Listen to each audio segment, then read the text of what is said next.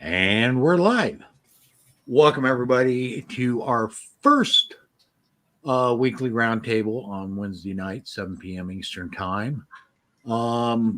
As we've been putting out there, we've been going to change our weekly night, change the night of our weekly roundtable. We'll see how things go and so forth, and we'll go from there. Tonight, joining us, we have Lisa O'Keefe, candidate for New York Assembly, speaker, and moderator. Michael Vasquez, who's here every week with us, political commentator, and Dragon of New York. And Dow Grimm. And you Hi. find him as Grim Liberty on Rumble. Frank's running a little bit late. He will be here. And I am Mike Marshall, one of the co-founders of the Liberty First Foundation. Lisa, welcome to the show, and thank you for joining us. Thank you for inviting me. So you're running for New York Assembly. So kind of give us a little bit of what that's all about and what brought you to decide to throw your hat in the ring. Okay, so I'm running in the 123rd district. I'm running against somebody who's very well known, Donna Lepardo. And the reason that I decided to run is because I still remember when this used to be the Valley of Opportunity. And we are the second highest poverty rate in all of New York State. Our poverty rate is double that of the national average. And our homeless rate from 2020 to 2021, it went up 50%. So I used to be an economics teacher, and a long time ago, I ran for office when I saw that there was a need. And so I threw my hat in because there's definitely a need now. And so I'm on the Republican, the Conservative, and the Independent Economic Renewal lines, and I am going to make a positive difference. And the other reason that I ran, and tell me if this sounds familiar to you, when I go door to door, people keep telling me, I feel like I've been silenced. I feel like nobody hears me anymore. We're supposed to be where our government is the voice of us. They're supposed to listen to us. They've totally forgotten the power is up here with us, the people. They've gotten us to believe that the power is up there with them, but it's not. We, the taxpayers, we, the citizens, we're their employer. We give them their jobs. We vote them in, and we can fire them by voting them out. Well, that's just it. And actually, that's a lot. We have discussions on here all the time about voter apathy and so forth. And that's the way a lot of America feels right now, is that we no longer have a voice. And very key point. And Democrats are all gathering behind Harris and everything, but they don't understand. They literally lost their voice in this election. Yeah. Literally. They didn't get to choose who's running for them. They were told who's running for them. Mhm. And we see this happening all the time. And we see it happening on both sides where we don't feel like we're being heard anymore. The Absolutely. special interests are being heard, but the people aren't. Yeah, and believe it or not, as I go door to door and I talk to Democrats as well as Republicans alike, I hear more and more Democrats saying, we're done drinking the Kool-Aid. What they did with this presidential election has really woken up some people. And now even they're beginning to realize, yeah, our voices aren't being heard. Things are being decided whether we have a say in it or not. And, I think, and I'm hoping that people finally, it's been a call to action, that they go ahead and they demand for their voice to be heard, and they stop allowing our freedoms and our rights to be stripped away from us. No, I honestly hope so. I hope this does wake up a lot of people. And the thing is we could have been in a very similar boat with the Republican Party too, with the attempted assassination on Donald Trump. Yeah. I'm sure the Republicans would have done very similar to the same type of move that they did with Harris. And that's, I understand it's a short time till the election, but that is not right. The people should be making that decision, not a party. And I feel like there's a difference between the two. One is something that was unexpected. Nobody expected that he was shot at. It's horrible to think that they did not take the precautions that they needed. The other one, a reasonable person might say that something like this was calculated, because there has never been where there is a presidential debate this far before the convention. Right. And so, whether it's conspiracy theory or not, there is a lot of talk about, was this planned? Did we have to prove in front of the people that he lacked mental capacity? Because the media seemed to jump on this very quickly. They seem to have everything in place really quick. They knew ahead of time that he lacked mental capacity. Well, there should be a 25th Amendment used against him if he's not good enough to be able to run because of his mental capacity. If he's not capable of being charged with the crime, which he did commit, which is having classified documents for 40 years, if he's not able to stand trial on that and be convicted, then why is he in office when we know he's only working part-time from 10 a.m. till 4 p.m., 5 days a week? He's a part-time zombie president, which means he should have the 25th against him. But let me ask a question, Lisa, because I am familiar. As many people know, I did live in Broome County. I've run for both congressional office as well as local office on the state level in Broome County in the past. So I'm familiar with the area. And I know Assemblywoman Donna Lepardo personally. I've spoken with her personally as well as professionally many years. But I asked her a question once, and I want to ask you that same question to see the difference. People can look this up. I spoke in 2018 with Donna Lepardo about the red flag law of New York.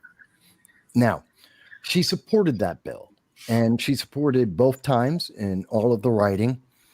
And she admitted in interview with me live that she supported the red flag laws, even though she knew that it would not stop any of the mass shootings or any other gun crimes in New York State, because that's not what the bill was written for. She recognized that it would infringe on gun owners' rights. She admitted this herself, and I have that recording. So I would ask you, do you stand for red flag laws? And if not, why? Okay, so there is a huge concern I have with a lot of these laws that have been passed through that I think actually takes away from our liberties, and it actually balances, things are always supposed to balance between public safety and personal freedoms. But that's not the case. And we've been seeing that more and more with not only the red flag laws, but we've been seeing it with a lot of things, the bail reform and so forth, where things have tipped so much in the favor of people who have committed crimes or accused of committing crimes, and not toward the law-abiding citizens. When you look at the assembly for this past year, you will see that there were 134 bills that had to do with firearms. 134. A lot of them are repeat ones. They just change them a little bit, hoping that something will go through. Almost 100% of them are to take away the rights of law-abiding citizens to protect themselves. And some of them are really concerning. I mean, we have some that go ahead and say, what we're going to go ahead and do is that if you want to register to get a gun, that you have to take a mental test. And if you fail this test, you don't get to have a gun, and we take away your other guns. They do not mention in the law who it is that does the testing, what type of questions it is, and so forth. So, and there's ones with school that we will go ahead and have classes where they will teach about gun violence. I was a teacher, and I taught gang kids in Long Island for a while in the high school level.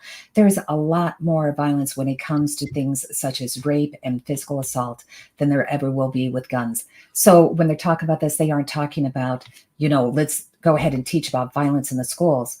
They're specifically talking about gun violence. And if you're talking about, somebody who might be an instructor with guns, who could talk about safety and so forth, that's one thing. They don't specifically say who it's going to be.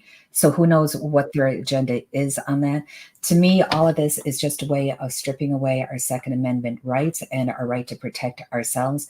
I feel that little by little, all of us are becoming, we're on different registries, so that way our state could go ahead and keep track of us. I know before we actually went live, we were talking about that in detail when it came to things other than with guns. We were talking about when it comes to political contributions and so forth. So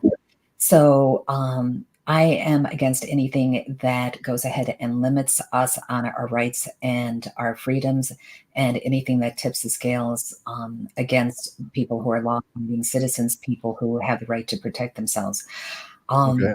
Just on and an aside, and then I know I'm being a little bit long and I'm going off track a little bit, but one of the other things that is upsetting is, if somebody were to break into my house right now and let's say they tripped on something and hurt themselves in my house, even if they were breaking into the house to harm me, they could go around and sue me for this. It's like, where are we protecting the law-abiding citizens? Where are we making laws that are actually fair and represent the people that it should represent? Okay. So you answered a lot of things in reference to the Second Amendment, and I thank you for that. I think it kind of answers the question, but it doesn't quite. So I do want to ask again and just push back a little bit here. So specifically in reference to the red flag laws, which is something that we know we have on record from your opponent. So I want to be very clear about your position since it is a direct comparison. Yeah. In reference to the red flag laws, do you support them in some part or at all, or do you reject them in some part or at all? Well, it starts right off. And if I remember correctly, the exact wording, I believe in the first paragraph, it says that it can do this without any due process.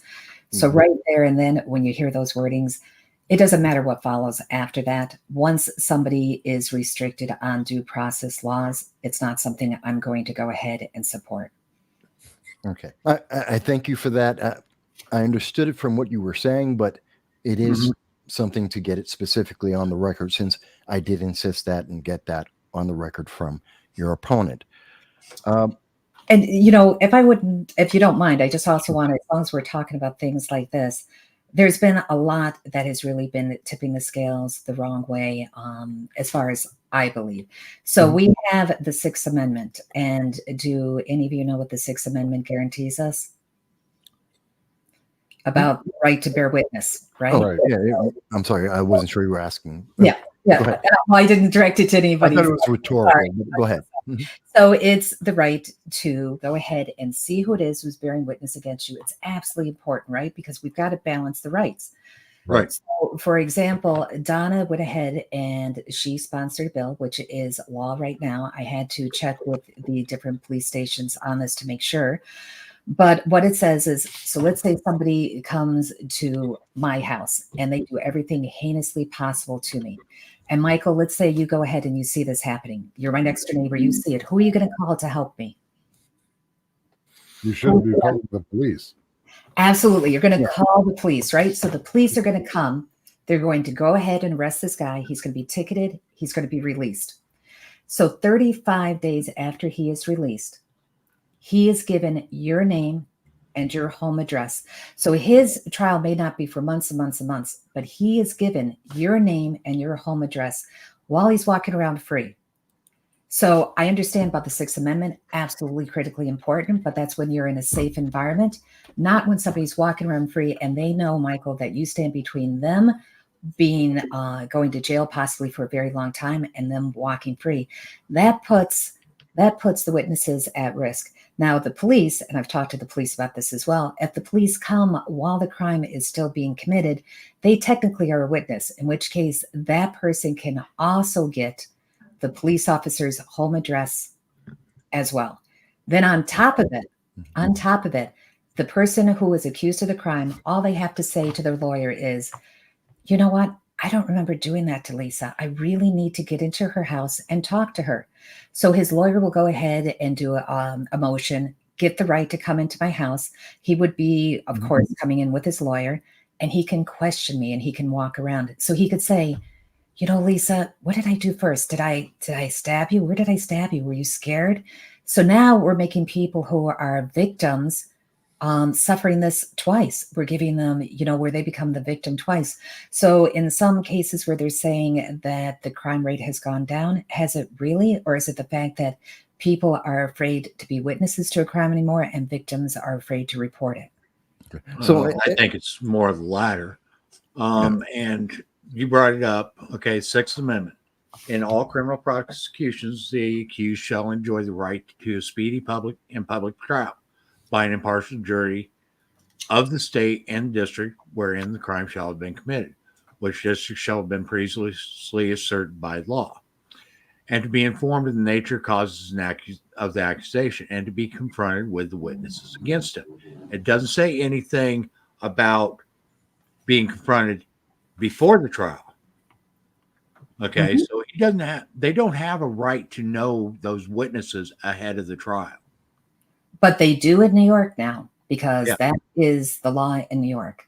Well, you're Okay. speaking specifically about the criminal justice reforms that were passed through New York State, most of them coming in 2019, 2020, 2021.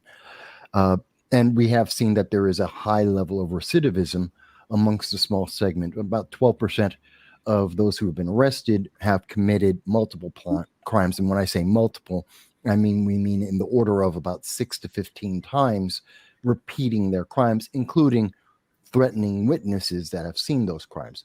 So if I'm understanding correctly, you're saying you're against the bail reform that has allowed what some have referred to as a revolving door that we have seen for these repeat crimes, and you would seek to try and remove that or strike that from the law if you were to be elected. Is that Absolutely. correct? Absolutely. I mean, even Isaac Rodriguez, he committed 55 more crimes by the time he went to trial for his first crime.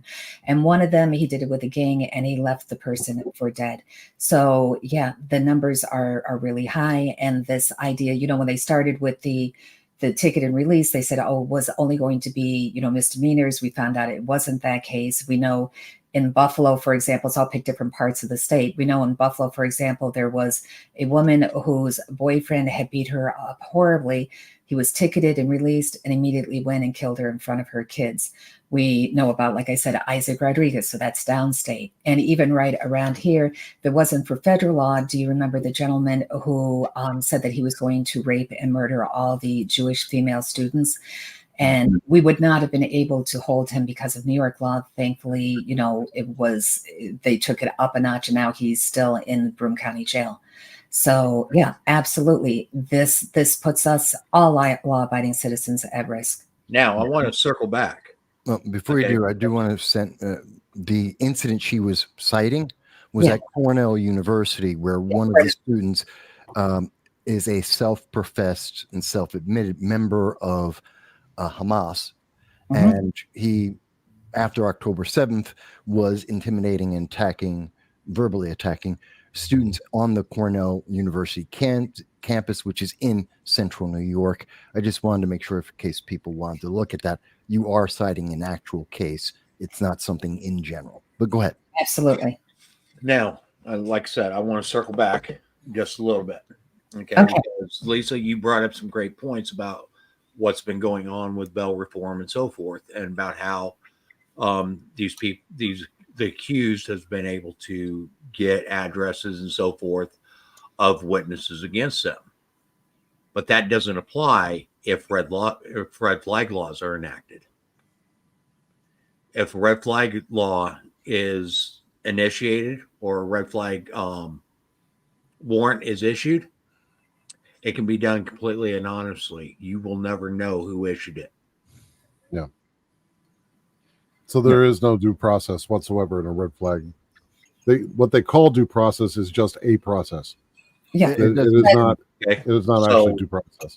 Yeah, So, that's what I was mentioning about anytime you see something that denies you due process. The other thing, just to switch gears a little bit, another thing that completely denies people the right to due process is Rule 213. So, and I don't know if any of you are familiar with that rule or not, You but have something to bring up?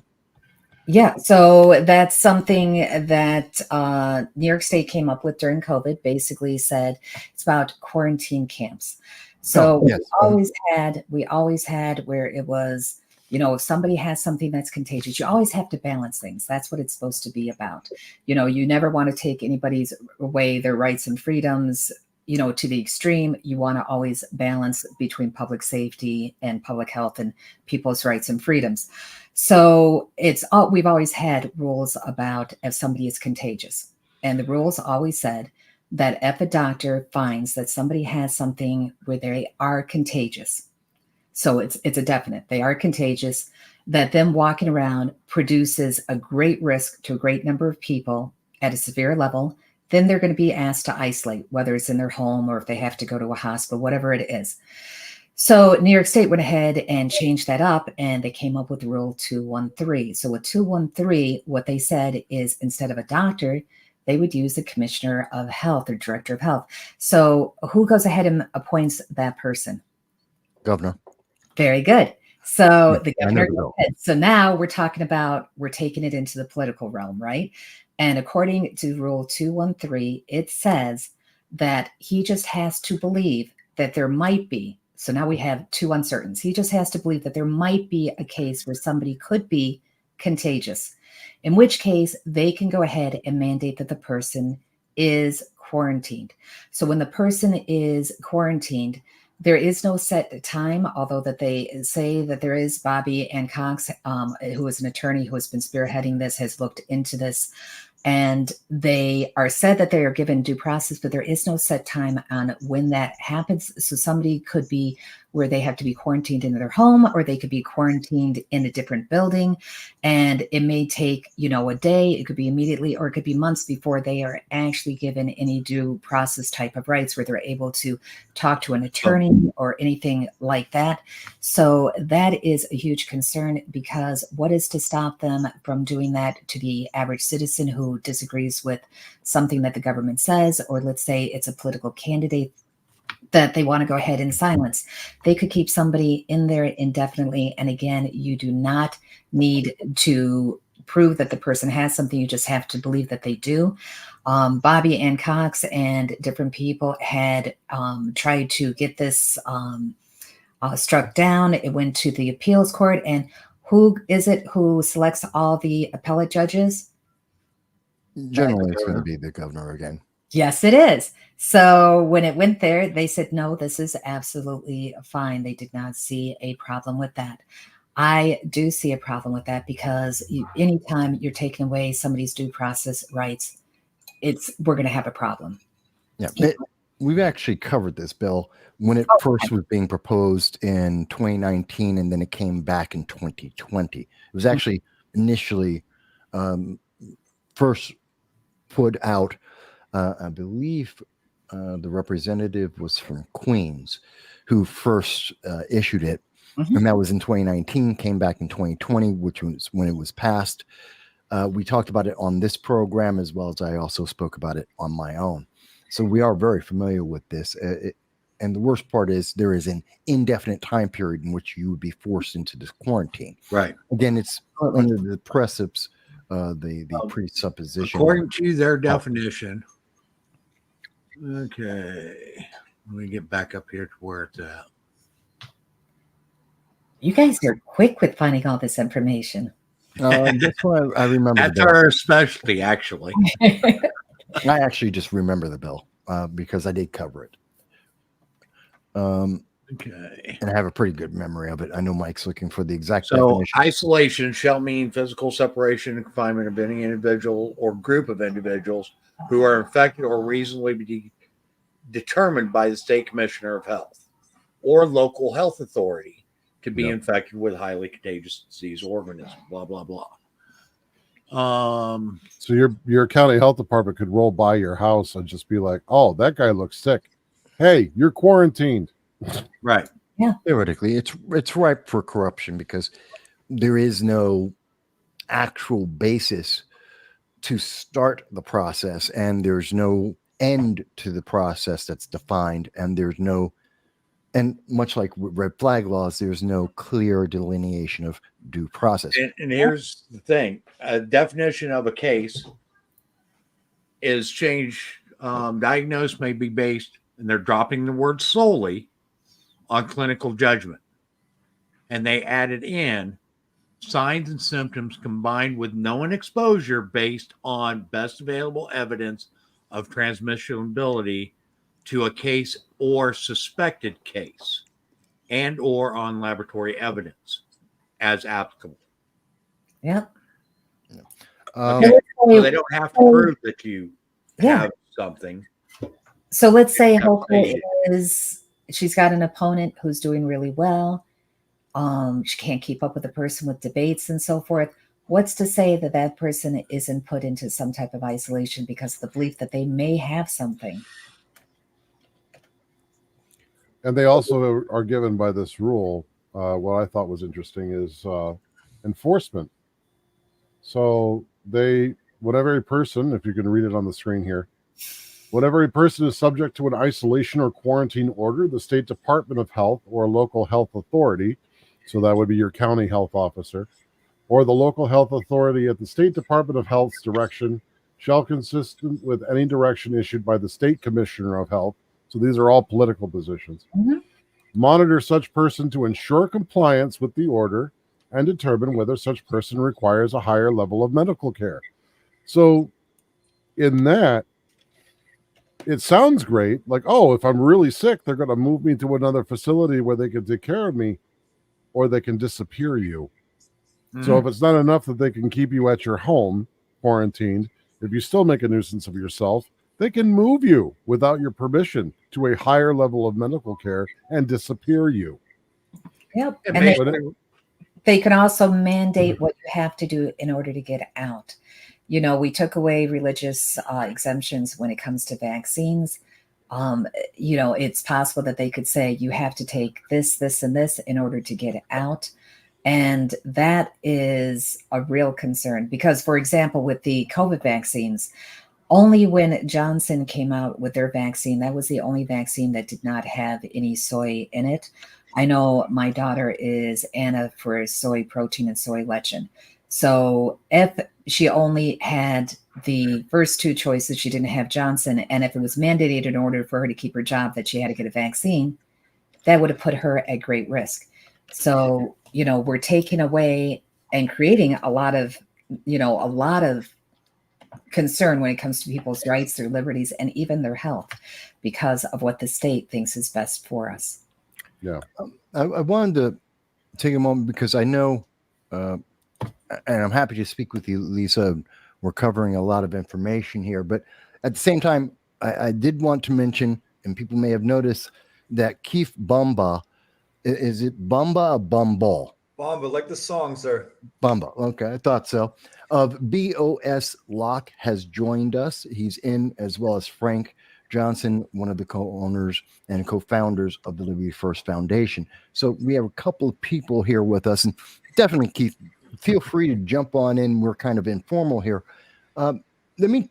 Since we have so many individuals very familiar with the Second Amendment, and we were talking about it, obviously there's breaking news today. There was a mass shooting in Georgia. We know 4 individuals did die, 2 teachers, 2 students. It was at a school, and the alleged perpetrator at this time is believed to be a 14-year-old child who was taken alive after this event. And I do want to point out for everyone who's on here, as well as everyone who's listening, there is a very key point that I'm sure depending on what organizations you listen to for media, they won't talk about. But once again, this was an active shooter that was stopped, and this time preventing the 14-year-old from being shot, but was stopped with a good guy, or in this case, a school resource officer with a firearm. Yeah. And, you know, I know there's been in the past couple of years talks about removing armed officers or resource officers from schools. And I think this is a case in point that should be pointed out, that in this case, how many more lives were saved because there was somebody with a firearm able to intervene without having to wait for a full police response. Actually, Right. it's Absolutely. Kamala Harris in 2019 actually was one of those individuals saying that we have to remove in Yes, Georgia. sir. She was in Yes, Georgia, sir. 2019, for her 2020 presidential attempt, and stated that she wanted to remove school resource officers, calling them part of a prison complex for our kids. Imagine if there was even less protection. If Georgia had listened to her, if she had taken office and would have forced that on them, who would have protected the rest of the students from this 14-year-old? But I wanted to ask both Lisa and Keith about this, because we're hearing the argument again, as we often do, that The problem is the firearm, but yet there is no solution other than disarm everyone. Guns.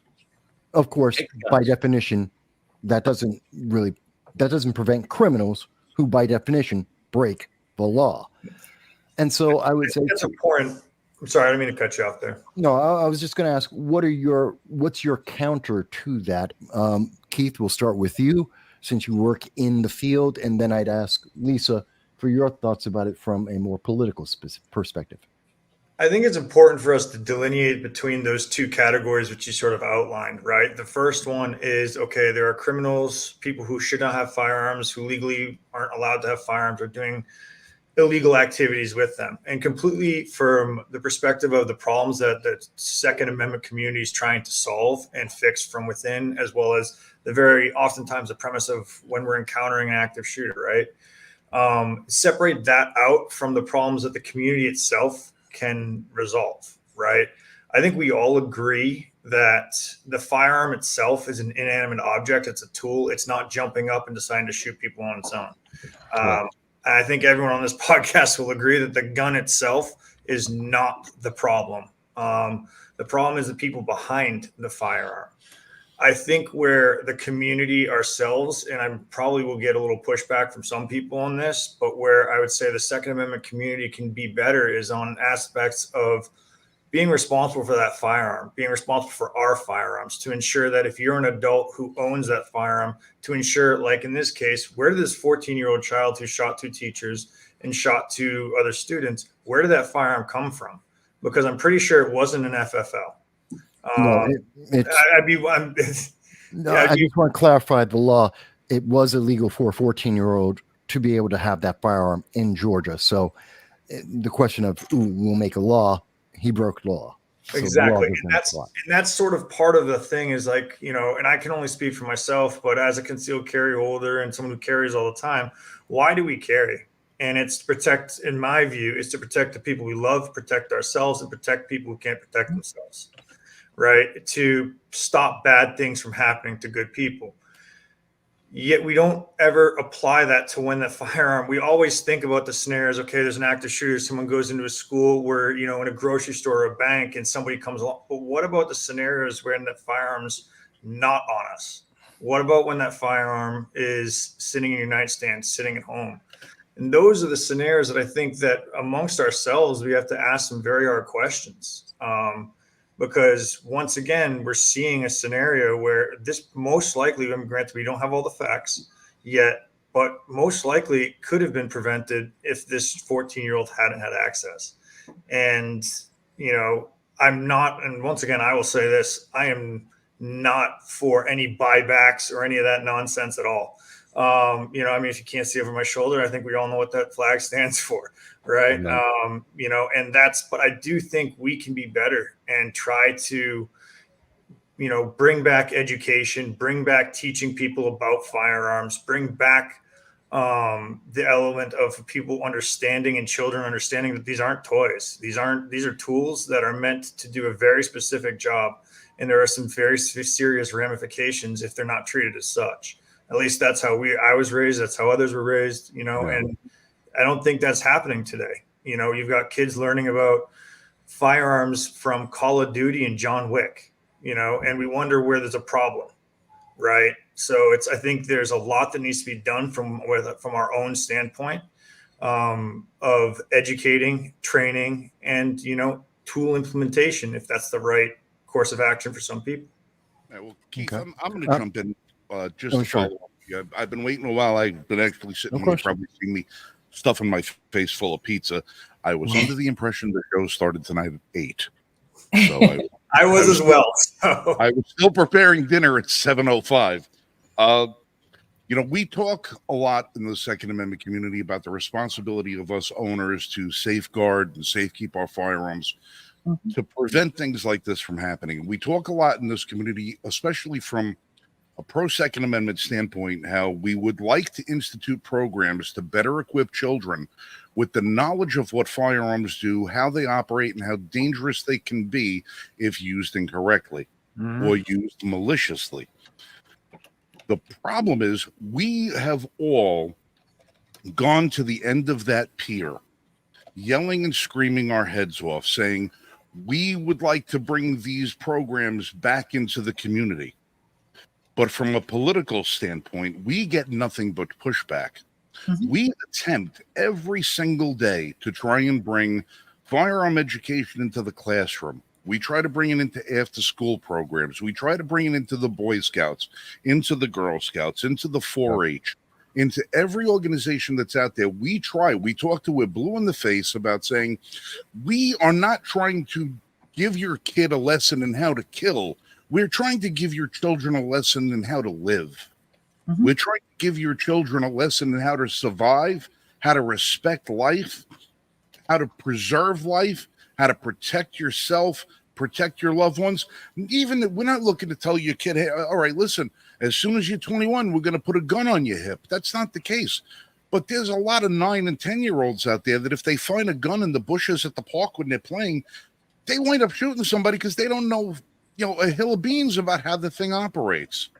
But we get the political class in this country is so hell-bent on the idea that if you are pro-Second Amendment, that you're pro-killing. Mhm. But that's not the case. We are pro-preserving life. Now, I have said 1,000 times on this platform and other platforms as well, that the left in this country, they love nothing more than to see the title Dead Children. They stand on the graves of the dead children. They deal in the blood of children all day long to push a radical agenda. Believe me, David Hogg right now is sitting behind his keyboard thinking about how much more money he can grift with his next tweet about gun control because some children died today. But if the school that we were looking at today, and it's probably going to come out at some point, if the school had followed certain protocols, this would have been avoided. If the Well, they got parents, called earlier. right, well, if the parents They had had a followed call. certain protocols, this would have been avoided. There's protocols in place, but the political will to enforce the protocols and to teach gun safety is so great because they would rather deal with living and looking at dead children than figuring out a way how to prevent it from happening. Because if it doesn't happen, we take an arrow out of their quiver, and that's one less thing that they can hold over us, one less thing they could use to try to control us, because their greatest wish is twofold: silence us and disarm us. And they Mhm. can't silence us if we're armed. So that's the number one thing. We can talk all we want, come up with every single suggestion on how to make the world a utopia that we all would love it to be. But as long as we're armed, we'll never have the opportunity, because as long as we have our guns, they want to shut us down, keep us down, and it doesn't matter to them how many children have to die in order for them to get their wish. How many children did Mao kill? How many children did Pol Pot kill? Stalin. Every one of these leaders around the world, they didn't give a damn how many children died so long as they got their mission complete. And that's what the political left in this country is doing now. And there's very few people who are willing to call them out on the carpet and tell them straight to your face, there's nothing more that you love than dead children. Well, I will Yeah. almost guarantee that this was not done with a quote unquote assault rifle. Yeah. Because I've looked at several reports on it, and I guarantee if it would have been an AR or an AK or something, It would have led the it would have story. been first thing. It would have led the story. Nothing's identifying the weapon use. But it didn't prevent Cammie from going out there today and yelling and screaming first words out of her mouth about how we have to collect all the assault weapons. Yeah. What was your thought, Lisa? And Keith, you both have, given great answers about this, and I just wanted to add a little bit about this when you were talking about education. Absolutely, education is so critically important to teach people to be responsible with guns. And Keith, when you were mentioning about, the people who are criminals are always going to find guns. So, trying to get rid of guns is a horrible idea. As I mentioned before, 100% for the Second Amendment. The thing that is important that you mentioned, Frank, when you were talking about anything you try to do to educate people seems to be taken away from them. Well, one of the bills, when I was talking about bills earlier that was on the floor with the Assembly and the Senate, one of the bills that was on there was to raise the age for children to be able to attend gun shows with their parents. Now, do either one of you remember the first time you ever went to a gun show? And, you go with your parent, you learn a lot about guns, about the safety of guns, responsibility of guns. It's important to start this, at a certain age. They're considering that 14 is too young to go ahead and be in a gun show and learn about things with your parents. So any opportunity you have for education, they take away. Well, I was 12. Lisa, as a native New Yorker, I can speak to this about the ridiculousness of gun laws in New York. In New York, if you have a child, you can take your child to the range, you can take your child hunting, you can do whatever you want, and a child will be allowed to handle a handgun from the age of 13 up until the day before his or her 21st birthday, as long as they're with an adult supervising who's licensed to own that particular firearm. So we'll allow children to handle the guns, and I think that's great. You talk about gun shows. My first gun show was about 12 minutes after I got out of the hospital when I was born. I lived in the gun. This is my life. But the ridiculousness of New York is that as soon as you're 21, you are not allowed in the state of New York to even handle a pistol unless you're licensed to do so. Mm-hmm. So you've now got to go through all these hoops and bells and whistles, the cost, the background checks, all of this stuff. And New York is not making it easier.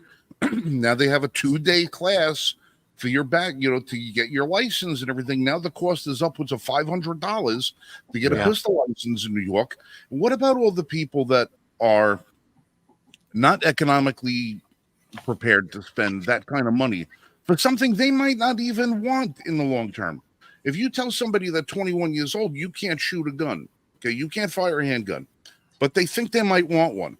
Now you're going to make them spend all this time, all this money, all this background check, everything else, go to an FFL, buy the firearm, which they can't possess. They have to send the paperwork to the state and have the state send it back and have it come back.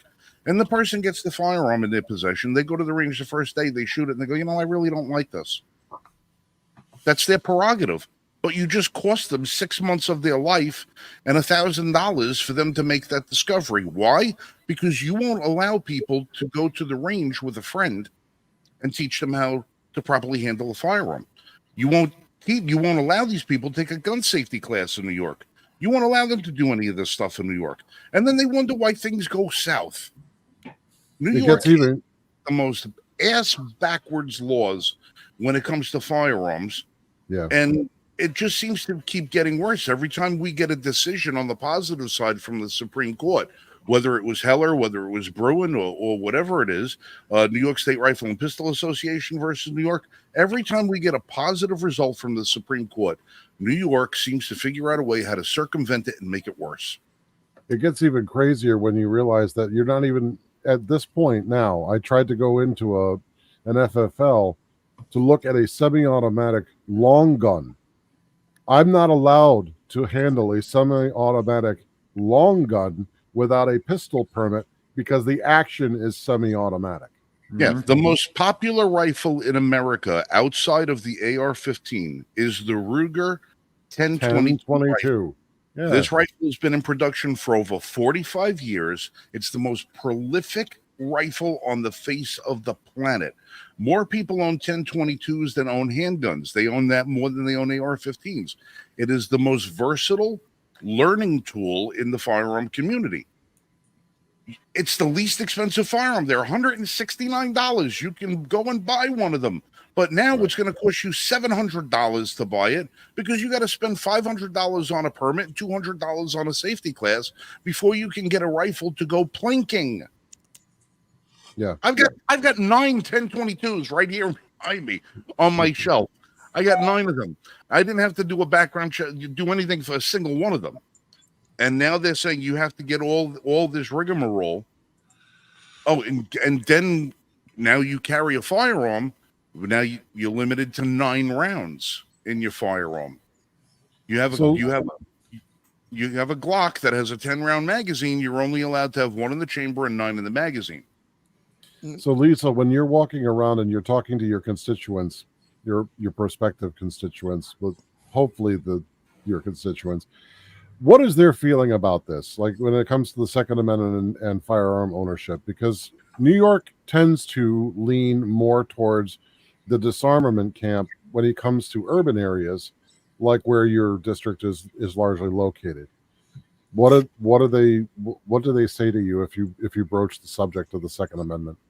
Yeah, well, I guess it depends mostly on the political party, because I find that when I go to most homes, whether conservatives or Republicans, they absolutely understand the need for the Second Amendment and what type of risk we'd be at if that is ever compromised, which it is all the time. You know, they're trying to take it totally away from us.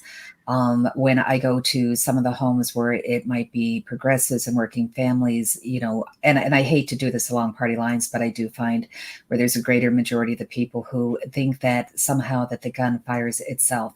And I loved, Keith, when you brought up the fact that, you know, if it wasn't for somebody with a gun, we wouldn't have been able to stop the shooting. Because I remember when Trump was shot at, and when he was shot, the news media was all saying this is why we shouldn't have guns. Well, if we didn't have guns, how would we have stopped the shooter? You know, and people don't actually put it into that perspective. But agree with to be honest with you, even when I do bring up the subject, a lot of people don't feel comfortable talking about it. And this is kind of a sad commentary I'm seeing in a lot of homes. A lot of people are afraid to, for example, just sign petitions because they're afraid that they're being tracked by the government. They're afraid to talk about controversial subjects because they're afraid of being tracked by the government or about what people are going to say. You know, I've had so many people say, I've had friends, you know, who stopped being friends with me if they found out how I really believe on a subject. And that's sad, because we grew up in an America where everybody wanted to hear different opinions. It's diverse opinions that bring us to a better America. We don't want to just hear our own voices. We want to find out how to get to the next level. And somehow we've lost that art. I couldn't agree more with you on that. In truth, part of the problems that we're facing, I think, are our own making, in the fact that, conservatives and liberals, or left and right, we've gotten to a point where we won't talk at all, right? Or we can't even have a dialogue at all. And I think that is sort of the foundation of so much of the problem. I mean, if you look at the fact of, let's leave out all the suicides and all the gun violence and just focus on, that age group of 17 and under. There should not be, in my view, at least this is my opinion, that's not a partisan issue, right? Yeah. We can disagree on how you solve it, right? But when you have 14-year-olds thinking it's okay to go into school and shoot other children and teachers, there's something fundamentally wrong that we need to come together and discuss. There's something, it's a much bigger issue. We have to look at mental health. We have to look at the systems of why this is happening. And we can't say, I think we can, at least for ourselves in the gun community, have to say, listen, this is no longer just pointing the finger at one person saying this is the one time out. It's happening often enough that we need to try to fix it ourselves in some way, shape, or form. Right. Whether that's through things like the Eddie Eagle program, which is a much younger age group than we're talking about, right? Or through, better training, education tools for parents, right? Yeah, there's Project Child Safe, there's Eddie Eagle, there's a program that Michael Marshall and I are trying to institute to try and bring, gun education back into classrooms and stuff like that. We've got a couple of business, gun manufacturers who are going to try and help us with that too. But you talk about the mental illness side of things, and I'm gonna give you a very rude awakening. when it comes to that. Look at the state of affairs that we're in right now.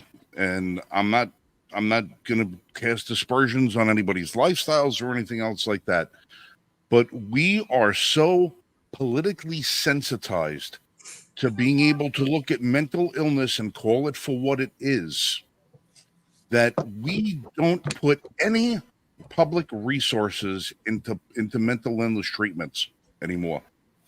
We've closed down hundreds of facilities where people used to go and get help, and we don't have it anymore. We have resources in schools being taken away, and we have people that are acknowledging, accepting, and promoting mental illness in this country as a rule of law.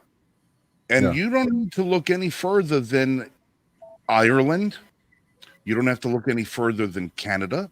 You don't have to look any further than England.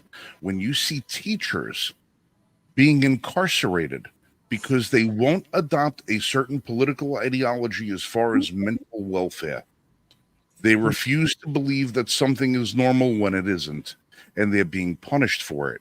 And then when we want to address mental illness in this country, and we say, okay, listen, there's obviously something going on with this generation of children over the last 20 some odd years that has elevated the shooting scenarios, because we didn't have this crap in the 70s and 80s. No. Very frequently do we have this in the 90s. I mean, yeah, we had gang fights and all kinds of stuff like that in school, but we didn't have this kind of thing happening.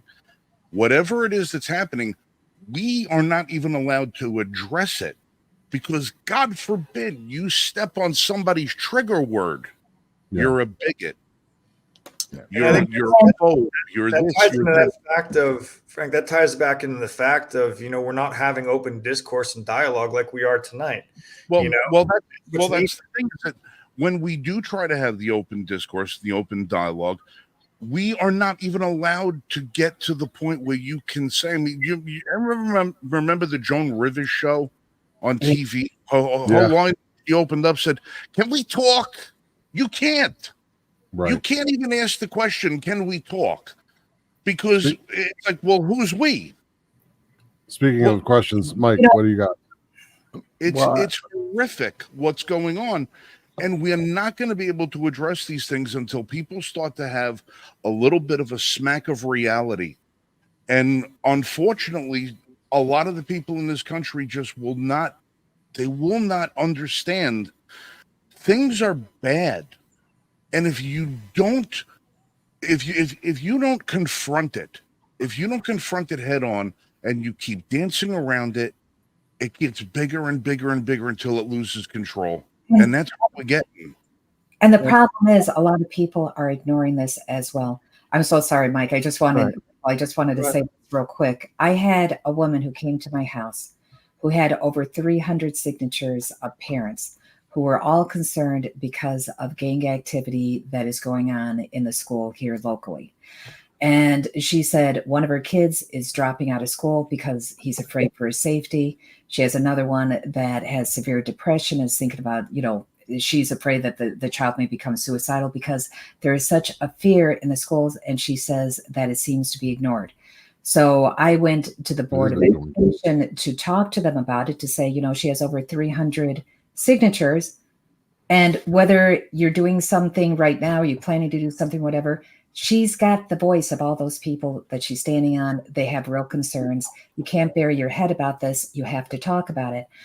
And nobody did anything. The woman came back to my house like weeks later, almost a month later. She said, nobody got back to me.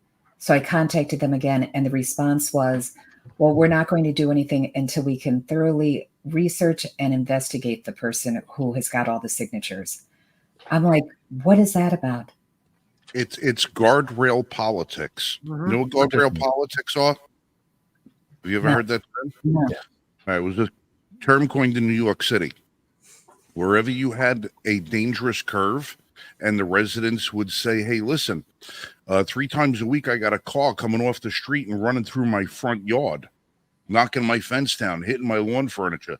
Is there any way we can get a guardrail put up?"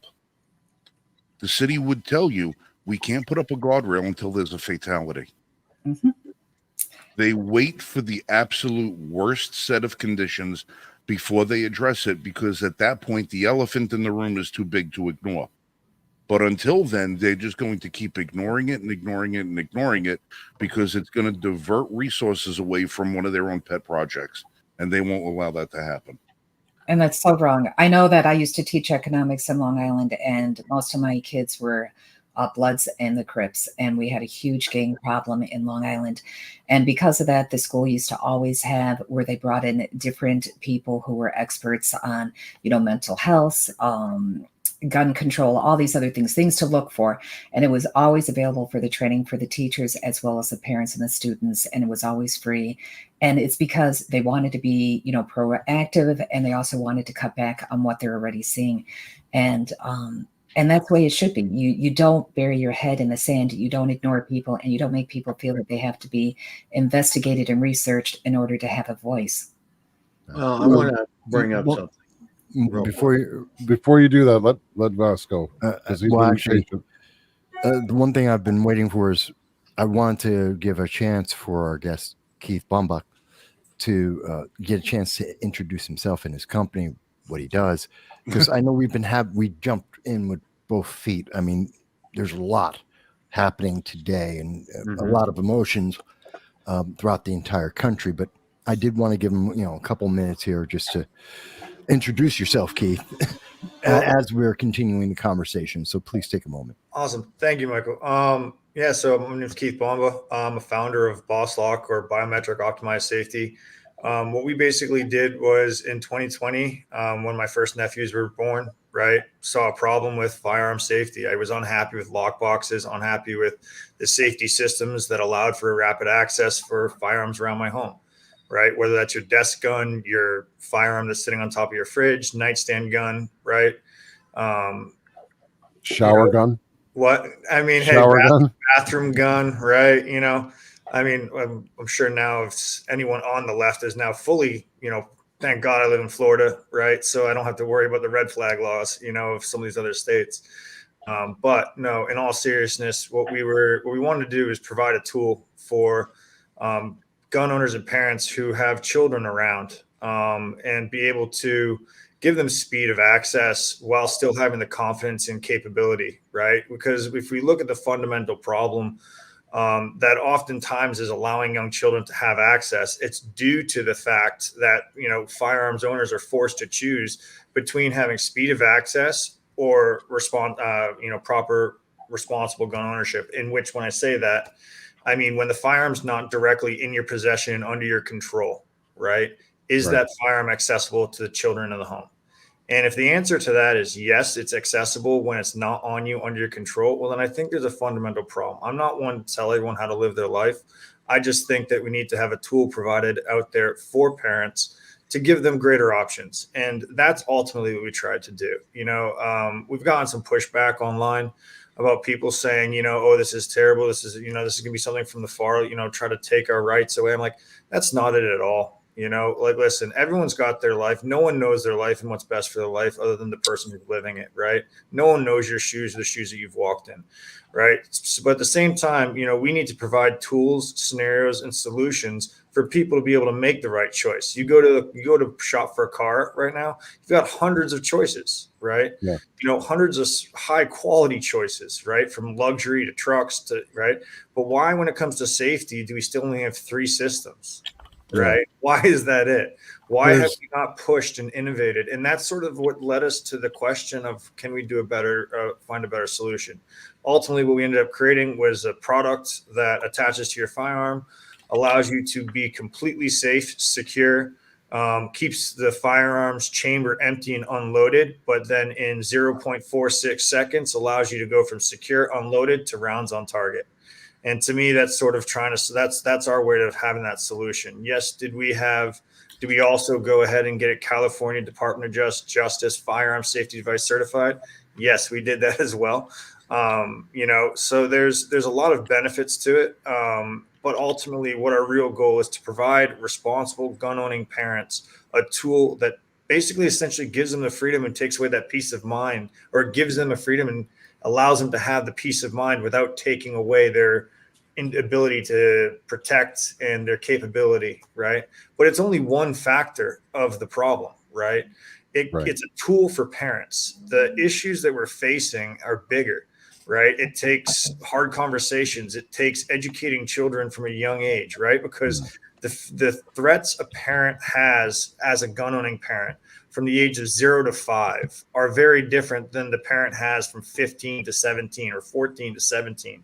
And we have to be aware of all that, right? That's where something like Eddie Eagle comes in, right? Where you can teach, the children, listen, if you see a gun, go find an adult, and then as it gets older, right, teaching about how to responsibly handle a firearm, taking away this taboo nature of guns and gun culture, right? Parents need to be able to talk with their kids about having a firearm and what it is and how they can, be responsible with it. And if we bring those things back, we hopefully can begin to cut into some of the issues that we're facing and seeing every single time you turn on the news.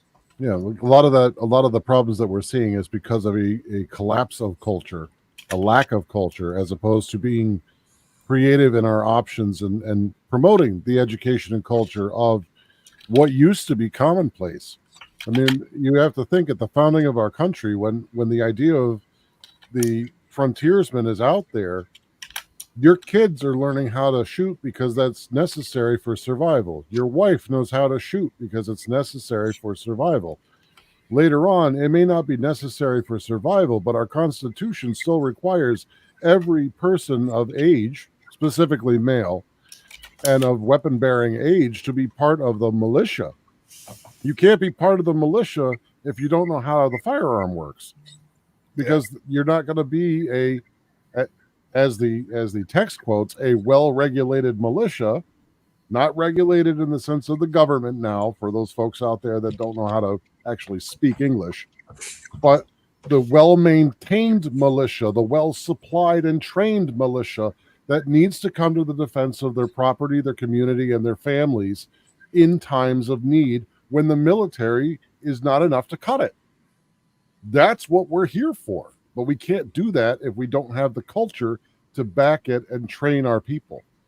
And we don't have that right now. All we have now is a culture that has been pressed upon us for the last 50 to 60 years, where we're supposed to be disarmed because we're far too civilized to need weaponry anymore. You're absolutely correct. Okay. And even if you look at projected future civilizations, we still have armaments. Yeah. Of some sort or another. Tell me, are we Lisa? civilized? I was going to say real quick, tell the people in Aurora, Colorado, if they're too civilized to have weaponry. Yeah. Lisa, I do appreciate you being on the show tonight. I know you have to run. You have some other engagements that you need to take care of. Thank you so much for being on here tonight. I apologize for not getting to the ERA. Getting to the ERA issue tonight, which we'd love to have you back on here. And anytime you want to come back on, you're more than welcome. I would love that. I really enjoy this, and I am so impressed with this conversation that you all are conducting. I really consider it an honor to have been on the show. I thank you for coming on, and hopefully your campaign goes really well. For those of you that don't know, 123rd District is Lisa O'Keefe's district that she's trying to run for in the New York Assembly. So that would be Broome County, right? Yes. Does that include any other? No, it's just No, Johnson it's a City. special cutout. Okay. And before you leave, how can people support you? Where can they find you? They could find me on Lisa O'Keefe 123, because the district is 123. So LisaO'Keefe123.com. On there, you'll find a PDF that you can download. It mentions different issues and how I stand on them. What's really important is on the back is my personal cell phone number, because I think it's really important to listen to people. And it's been really great. I have talked to people from all different walks of life with different issues that they have and different ideas. So I welcome anybody to do that, because that's what it's supposed to be about, being the voice of the people. Now, I know that being the voice of the people also takes financial means. So if someone wants to donate to your campaign, how would they go about doing that? They can also do that at lisao'keefe123.com. And if it's okay, can I just spend 2 minutes just explaining some new rule on donations? Go right ahead. Yep. So we talk about our rights and our liberties right now. If you are somebody who donates to a campaign, so you're a person, not a PAC, not a corporation, you have to fill out a form that says not only your name and your home address, but your phone number and your email address, then who you work for, what your position is where you work, and what that company is, and they will go ahead and follow up to make sure that that information is correct. So please be aware that when you do different donations, New York State says they do that in order to make sure that the individual is not buying any campaign. Yet again, the PACs and the corporations do not have to do that. And on top of it, if you reach a certain level of contribution, you get up to, if you're running for New York State Assembly, you get up to $175,000 of taxpayer dollars. So you think of how many assembly seats there are, how many people are getting $175,000 to do TV commercials and so forth. If it's Senate, it's almost double that of money, and it keeps going up from there. So that's a lot of money that New York State has come up with to give people running for office rather than for the programs and services that we need, as you were mentioning, like with mental health and so forth, substance abuse, things that we actually need. So I want you all to be aware of that. As much as I need money to run my campaign, I am always transparent, and I want you to know about this because those are a couple things that I'm going to fight to change when I get into office. Very good. That seems to be an awful lot of hoops to jump through in order to donate to a campaign. It's a new thing. I have a lot of seniors who've only given me $1 and $2, and I have to explain to them that they have to fill it all out, and they get concerned because they don't have email addresses. A lot of these people that I talk to, and my auditor will come back to me and say, ask them again, see if they have an email address. I'm like, they're 90 something years old. They don't have an email address, and I know that I had several people who only donated $5 and they got a follow-up letter from New York State wanting to make sure that all of their information was correct. So what is the true reason why they're being asked, to give not only where they work, but their position at that company? Yeah, but how does all this regulation fall in line with being constitutional when it seems that this would have a chilling effect on people participating in the political process? Absolutely. Right. It's meant to be chilling. It's meant to be chilling. People are really concerned because they feel like, first, now they know, are you supporting a Republican? Are you supporting a Democrat? They know, are you middle class? Because they can look at the job. I had somebody who put down that he was a janitor, and he also put down that he worked at a clothing store just as a cashier. And so they went ahead and they questioned that a lot. They were like, well, which job is his? And I said, well, he filled one out when he was at one place and he did $5. He filled the other one out when he was at the other place and did $2. So he was putting it down based on where he worked. But that's how carefully they're watching. And I think that it's a system of tracking people, what categories they fit into. And the question is, where does that information go from there? Yeah. Yeah. And how come it seems that all of this can happen to hinder your progress and what you're doing, but we have organizations like Act Blue that seem to run around with absolutely no restrictions. Yeah. And I think they'll be looking at you more specifically because you are not part of the Republican or Democrat system per se in this state. And remember, no ID to vote. Because Republicans in New York State, and I'm looking at all of you because I know as many of you watch this, you must understand that the Republican Party machine in this state is captured. Mm-hmm. It's a captured opposition. It works hand in glove with the Democrats here in this state. And I'm talking about the parties.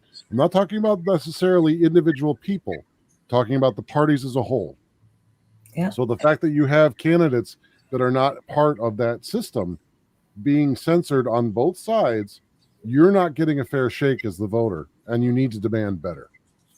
Yeah, mine has been 100% a grassroots effort, and I've done that to make sure that people know that I'm not there to represent a party. I'm there to represent the people. I believe in transparency. For too long, our government's become too expansive and too expensive. And it's time we start looking out for what we need over what we want. You know, if you go onto my Facebook page, like Lisa O'Keefe, I always and only talk about issues. I will not go ahead and try to sensationalize anything. I won't try to, you know, scare anybody into anything. I just bring up the facts. And, you know, I'll bring up things like we had $500,000 to see how shrimp react in treadmills, $100,000 for the governor's votes. It's like, why are we doing things like that before we're looking out for what we really need? Why are we giving people who are running for office all of this money when it could be going somewhere else? You know, they say it's to level the playing field, but is it really? Because there's more Democrats that run than Republicans. And then on top of that, if you want to level the playing fields, put caps on how much people have to spend, you know, because I know some people who ran for city council who wound up spending over $100,000, and you don't need to do that. You can walk the neighborhood, talk to people. Michael, you're a great example. I don't know if it's okay to mention, but he ran an amazing campaign. There was not a home that didn't know his name. And what type of budget did you run on? $2,000. Yeah. So it's done. If you actually care about the people, you care about the issue, you want to hear their voice, you don't need all of that money. And again, the PACs aren't filling out these forms. The corporations aren't. It's the people who are doing this. Right. Yeah. Thank you very much, Lisa. I know that you have to go. So we appreciate you very much coming onto the show tonight and answering a lot of our questions and participating in the discussion. And wish you all the best. Hope you come back. I would love to. Please invite me back. I would love to do that. Absolutely. You're welcome anytime, Lisa. The door's always open and the coffee pot's brewing. Listening to you, gentlemen, and I really appreciate that, because that's what it's about. It's not about, you know, stopping your learning. Learning is supposed to be a lifelong process, and you want to take ownership for learning, and you only do that from listening to other people and incorporating, and then doing your own research beyond that. So I thank you all. Have a very good evening. Thank you, Lisa. Have a great night. Okay. She's a nice pip. Yeah. Yeah. Yeah, it was awesome having her on tonight. Yeah, it's always tough running in an election.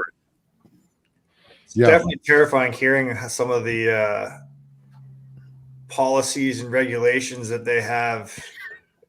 I'm listening to this and I'm like, oh my Lord. Yeah, New York is I can't fathom that, you know. You talk about places like Texas being another country. Yeah.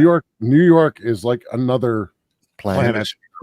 I mean, I can't. I mean, because like you read about stuff like that, and you're like, oh well, that's just like a small little, you know, that's something they might do. It's never gonna.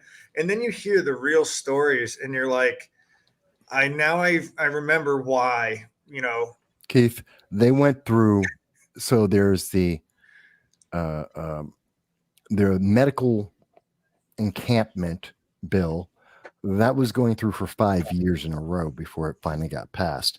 The law in New York on bulletproof vest, passive personal protection, a bulletproof vest, which is now illegal in New York State, that went through 4 years, year after year. New York will just continue every year. They'll just resubmit the bill over and over until people forget and it gets passed through. You see the look on Keith's face. Yes, Keith. In New York, it's illegal for a civilian to own a bulletproof vest. Soft or hard. Like because hard. You know, New York, you know, with his rise in quote unquote gun violence, the last thing we want you to be able to do is protect yourself from a bullet. Passively. You should be running away.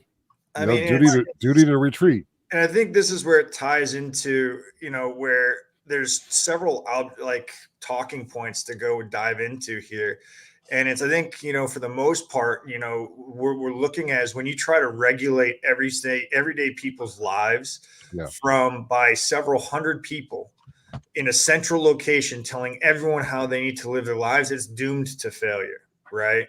And I think that's one of the things our founding fathers had, you know, really identified was that, you know, a decentralized but strong central government, right? Strong in the ability to protect our borders, to, you know, facilitate trade between states being able to regulate themselves, right? And then even down to the localities, right? And the townships, being able to have some control over what's best for their people and the needs in their surrounding areas. Because once again, what upstate New York needs is different than New York City, and what New York City is definitely different than what Texas and Florida need, right? So I can tell you that right now. Oh, yeah. But so I think Your that's state- part of it, and your I think your state's not passing a law like this one. no, there'd be hell to pay. Hell will get raised. Provides that no person shall be denied the equal protection of laws of this state or any subdivision thereof. Provides no person shall, because of race, color, ethnicity, national origin, age, disability, creed, religion, or sex, including sexual orientation, gender identity or expression, pregnancy or pregnancy outcomes, reproductive health care, and autonomy, shall be subject to any discrimination in their civil rights or in it by any other person or by any firm, corporation, or institution, or by the state or any agency or subdivision of the state. That's the expansion of the EOE, state level EOE rule. And then here's the other problem I have sometimes when we look at, and this is just once again a personal opinion, of when you look at some of these bills, right? Every single time you read it, it seems like you need a lawyer to tell you what's actually being said. Of course, you do. And it's like, no offense, but the average American, just what is the bill about? Like, what was okay? I heard equal rights, civil liberties. That all sounds great, right? That people, it's fair to people, but what is it really? 'Cause there's a loading something in there, right? Because you wouldn't be bringing it up. But I didn't hear right out of the gate anything that was a negative. No, Yeah, there is. Because there's you didn't actually. I missed something. Okay. So, basically, have you ever known of anybody that it was discriminated against because they're pregnant? I personally haven't. No. How about, do people talk about having abortions with their employers? I mean, usually it's not a topic that's brought up at work. I don't think so. But once again, Well, those are two things that are in this bill. okay. I see, and that can all of a sudden become a slippery slope there too, right? Because Exactly. okay, now I see. I was, because when you read it the first time, I'm like, oh, and this is it's a valid point. When you read that quick, it's like, okay, great, we're making things fair for everybody, Okay, right? It goes into detail of Do application. you talk to your employer about buying condoms? I prefer not to. Well, again, that's something once again, I would else that prefer is not to, protected in this bill. Gotcha. Yeah. I mean, there's definitely, and I think that comes down to I've had this conversation with several people, whether it comes down to, and looks at, and it's still about the government, but the difference between the free market and the government and how they operate, right? In a free market, you're rewarded for doing the very best job you can as far under budget as possible, right? Yeah. The government operates the exact opposite. It wants to meet its budget no matter what it does with and it has to meet that budget so that the budget will be increased the next year. And I think that is sort of the problem that we end up having with regulation as well, of where, rather than rolling things back and giving power, like what the Supreme Court did with giving power back to the states to make their own rulings, right? The government and the legislative body isn't doing that. We want to regulate everything from a centralized location, even if that's on the state level, right? And Sorry. There was it was Adams, I do believe, Samuel Adams, that said the best government is the least government. Right. Yep. No, I don't disagree with that one bit. But part of the problem, the underlying problem, something that many people are not aware of. I just wanted to bring this up because I became aware of it yesterday. A lot of people did, but I don't think they understood the magnitude of it. You may want to, this may be eye-opening for you, Keith. Did you hear yesterday that Kathy Hochul, the governor of New York State, one of her employees and that employee's husband just got arrested. Well, they're being investigated and they're under indictment for being Chinese spies. Did you hear that? I had seen something where, yeah, something along those lines. I'm not going to lie. My news feed tends to not be packed with the goings of New York and California. See, There, and but see, that's the Probably for trick of good it all. reason. And let me explain why. What I put together, and I'm not going to play it right now. It's a 1-minute video, but it's not New York. It's not even just California. But what I was able to compile last night, in the middle of the night, since 2018, we've seen Dianne Feinstein had a 20-year spy working for her for the Chinese government. We have Eric Swalwell, half a dozen members of California's state-level government.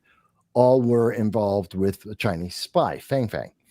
We have the Chinese government has put into 20 colleges across America the Confucius Institute to teach about China and to recruit American students into the CCP to become communists and to be under the rule of the Chinese Communist government.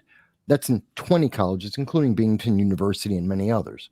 We have just, what was it, last year ago, we found out about the 4 illegal police stations of China operating in the United States amongst also 56 other countries around the world, but 4 police stations in the United States, not just 2 of them in New York State, in particular 2 in New York City, but also in California. I believe one was in Illinois and another was in, if I remember correctly, Florida.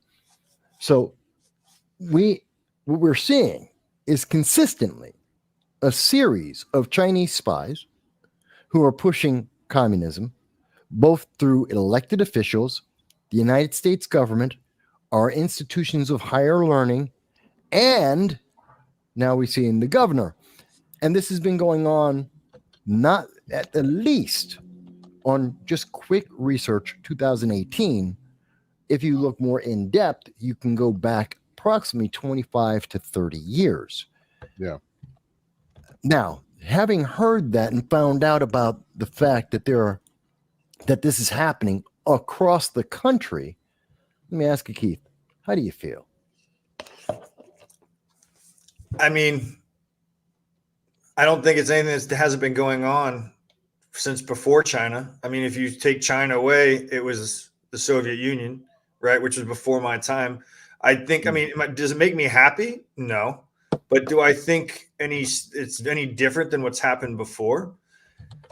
I mean, once again, I'm too young to really have that much insight, but I mean, you see historical texts and you see readings and you hear information, what you've learned and how it was. And I mean, we're changing one for the other. And I think, sometimes the real problems that we are able to address and are able to solve, we end up not solving because we end up getting distracted by bigger issues that we think are more important, right? And the reality is, and one of the things, and maybe I have a very simple outlook on things, but I like to try to solve the problems that I can handle. Taking on the CCP police stations they're a little outside, a little over my head right now. You know what I mean? So, well, that's kind of what I was pointing at. That's really where my question is, and perhaps I should have asked the question better. I apologize. How does it make you feel to know that this is happening? It's not just New York. It's not just California. It's across the country. It is in your state. It is in your community. You just aren't aware of it, or because the big news comes out about New York State or California, Illinois, the big cities, the big states. People think, oh, but it's not here.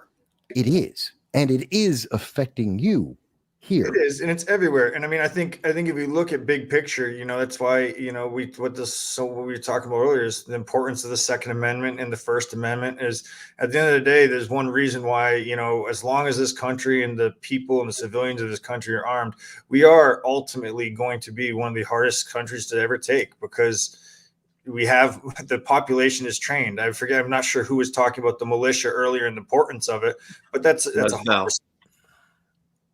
That's 100% accurate. You know, I mean, yes, we do have one of the strongest military, and God bless our troops. But also at the same time, if they ever got by them, there's a whole nother army just sitting here waiting. You know, and I think that's a very strong point for the of what America was built on. And to me, so it's to me is one police station. You know, I feel bad because the police station was probably 4 of them. targeting for the well in Florida, right? So the 4, but we're most likely probably impacting the lives of Chinese immigrants, right? Right. And making their Right, lives right. living hell, right? Yeah. Whether they were American citizens or not, I don't know. Once again, we're talking on a topic that I'm not sure of, right? To kind of give some context, so there's Chris Chappell runs a channel called China Uncensored, and he was one of the places that I managed to pick up the line from these police stations. And it was after a press conference that was held by one of the security ministries of China, where they were talking about having CCP affiliates everywhere. In fact, within the United States government and within their law enforcement.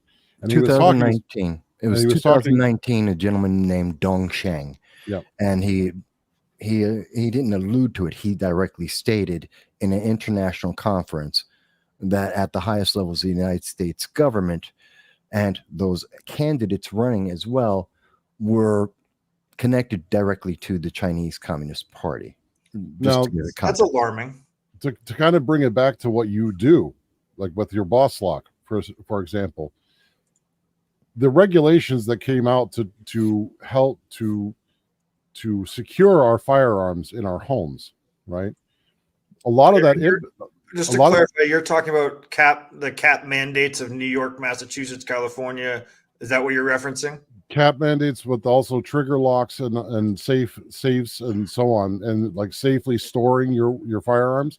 Well, if you've stored your firearms away, in many cases, we've had to try and find options, which one of which you have created in your boss lock, Mhm.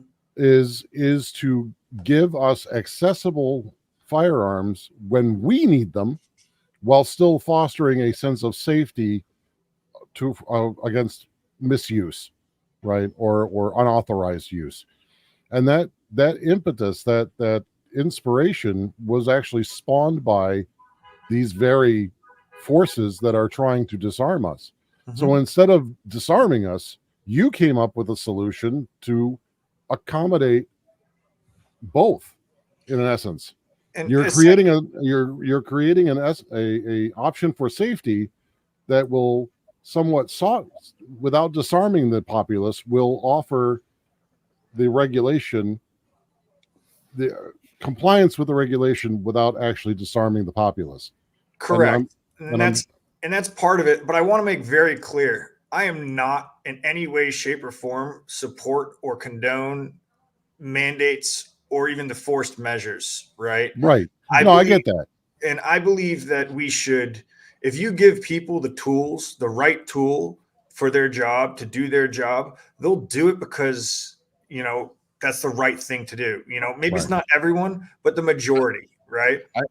I'm going to give you a scenario that I think Dal kind of, hitting around what he's saying. If we came up with a law that said everybody's got to have ID to vote, right? They all come on the other side and they said, oh, these people can't get ID because of this reason, that reason, that reason, this reason, and that reason. Well, then we turn around and go, okay, well, we're going to make the ID free.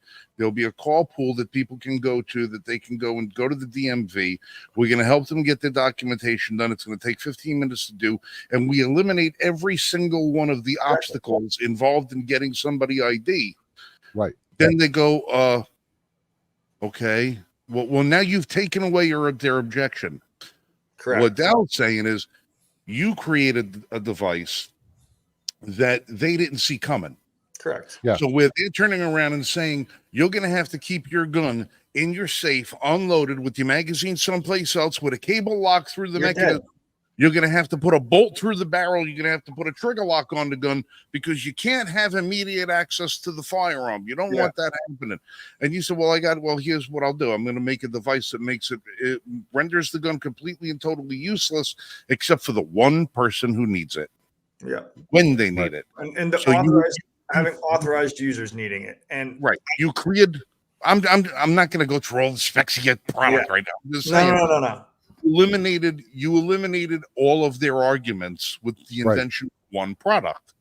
Yep. You know, you did something that politicians have been trying to figure out how to do, and that's defeat their adversary simply. Correct. And you did it. Well, Now, unfortunately, I can't show. I've been sitting here. You might hear certain noises if I do that, you'll hear certain noises from something I'm not allowed to bring up on camera. Or this noise, just this one right here, where it's just keep it out of view. There you go. That sound right there. That's how fast it goes. You know, I mean, and it's like I think we realize. I think we're saying the same thing. Yeah. You know, solutions and problems. You know, it doesn't require a piece of paper to solve the problems that the American citizens and the people are experiencing, right? Right. Because at the end of the day, parents want to be able to send their kid to school without worrying that there's going to be a mass shooting. I don't care whether you're left or right. I think any parent can agree with that statement. I think gun owners believe in protecting those who can't protect themselves and doing, you know, legal gun owners, concealed carry owners, right? Are genuinely carry a firearm for the right reasons, right?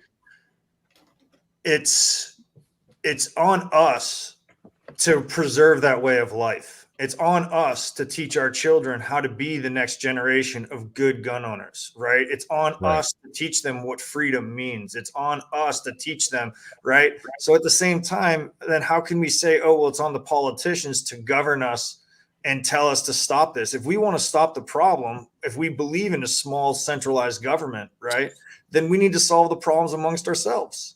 Right. And it's that simple, right? And if we fail to innovate and we fail to push ourselves, we fail to drive our own communities forward, well, then we're through inaction forcing the federal government or for big government or other people to tell us how to solve the problem. And I think that's unacceptable to me. Well, here's part of the thing is that you know you're going to be hitting the right keys with this, and whenever we actually come up with great solutions for the problems that they've created for us, you know how we know when they're going to work? When they try to regulate them. Yep. When we come up with a solution and the government comes in and steps in and says, hey, that's a great idea, but here's a bunch of regulations we want you to comply with. Yep. Because the regulations are there to intend the program to fail, so that they can turn around and say, see, you still need government. Yeah. You know, and that's the thing is Liberty First Foundation was founded upon the idea that we need to solve problems in our communities. And by solving problems in our communities, then we can solve the problems that face our states and our nation. But we have to solve them first at home. Right. Okay. And we have to do it as a community, as we the people. We can't look towards the government to solve it. Because first off, the people that know how to solve the problems in their community best are the people that live in those communities. Yep. Okay. The federal government does not know how to solve a problem in West Chazy, New York. Right. Nope. Okay. But the people that live in West Chazy, New York, we know exactly how to solve most of our problems if we come together and do it instead of relying on the government to step in for us. And having it comes from that empowerment from, you know, supporting, and I completely agree with you. The communities know what they need best, right? And then providing the resources, the capabilities, right? Like I couldn't be more against CAT mandates or child access prevention mandates and laws. However, you know, if the government wanted to give a tax credit for people to implement, whether training or education, or hey, take a self-defense where you learn how to use a firearm, we'll provide you $300 or $400 on a tax return, right? Or here, implement like what Virginia did, where they implemented a $300, you know, buy a firearm safety method, right? Great. Incentivize people to do the right things or remove the barriers that cause them not to do it. So if people are saying, hey, you know, like how we came to this solution was, or our product was, why do I not want to implement firearm safety? It's because it takes too long, and it takes too long, and it's, you know, inconvenient. So we solve that problem. Why are people not implementing education and training or learning about their firearms, right? Well, because like you had said, it costs, I think you had said $1,000 to just even see if you want to pick up a pistol. That is, that's ridiculous, right? So how do we alleviate those pain points? How do we relieve that pressure? How do we provide people the skills that empower them? And the craziest thing about that is, you know, when the government's in New York, or I think it was New York you were referencing, Frank, when you had talked about that pistol, was how many people you actually hurting, right? Because we eventually went to our team went out to Michigan for the Legally Armed in Detroit event, where countless women were shooting for the first time, right? Yeah. I'm not familiar if you know Rick from that event, right? Great guy. Protector.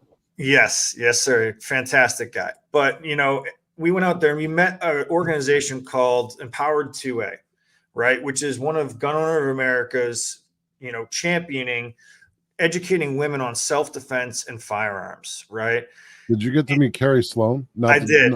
I did. Okay. Yes. And I saw her out in when we were in Knoxville as well, right? Yeah. But, you know, the whole thing is like, firearms are an equalizer. Firearms are a tool. And we had touched on this earlier, right? A firearm is an inanimate object. It's a tool to do a job, right? And it's in the hands of the people that it becomes good or bad. Right. And I think that's it exactly. Exactly. And it's teaching people and giving people the tools, right? You know, no different than if when my father taught me how to use a firearm, and how when I teach my brother and myself teach his kids and my nephews how to use firearms, right? And one day I'll teach my kids the same, right? But there's those level of education we have to make sure that we're championing. We have to make sure we're providing the tools. And we all say, yeah, but where is it? You know, and I guess this is that hard question. If you go on Instagram, right, and everyone loves to see the fun, cool shooting, blowing things up, but where's the education on it? Right. Because that's a big component that's missing. Exactly. And I do believe that some of that comes from, we are a very litigious society. Okay. People love to sue in this country. Right. Yep. And I think a lot of the education, why people don't educate so much, is because of liability. No. Okay. That's actually a very good point that I've never thought of, to be honest with you. You know, yes, you're 100% right in that. I mean, it's left up to a bunch of individuals. And that's the other reason why you don't see a lot of it in public, is because a lot of times individuals will take it upon themselves to do the work. Like Maj Toure, for example, down in Philadelphia. Like he runs the Solutionary Center, right? And he's been working with members of his community as an individual for years. Mm-hmm. And really, he hasn't been able to get much traction until lately on social media. His solutionary ideas have been taking off, and he's been getting much more support. But these people, they work individually, and they work very much on a localized level. In that Kevin creates Dixie culture. Is another one. Yeah, that creates culture in that area, but it doesn't spread because we haven't really talked to each other to get that out there into the public space. And that's what a lot of groups like Liberty First Foundation and others, like Gun Owners of America, try to foster with these discussions, with the online presence, with the people in our own communities, telling everyone, spread the word. Don't keep it to yourself anymore. It's great that you teach your kids. It's great that you teach your extended family, but it's not enough. We have to teach everyone. Okay. Just a little bit of pushback, Dal, because I do know Maj. And Maj is a great guy. I met him in 2019. One of his first interviews he ever did was with me. Yeah.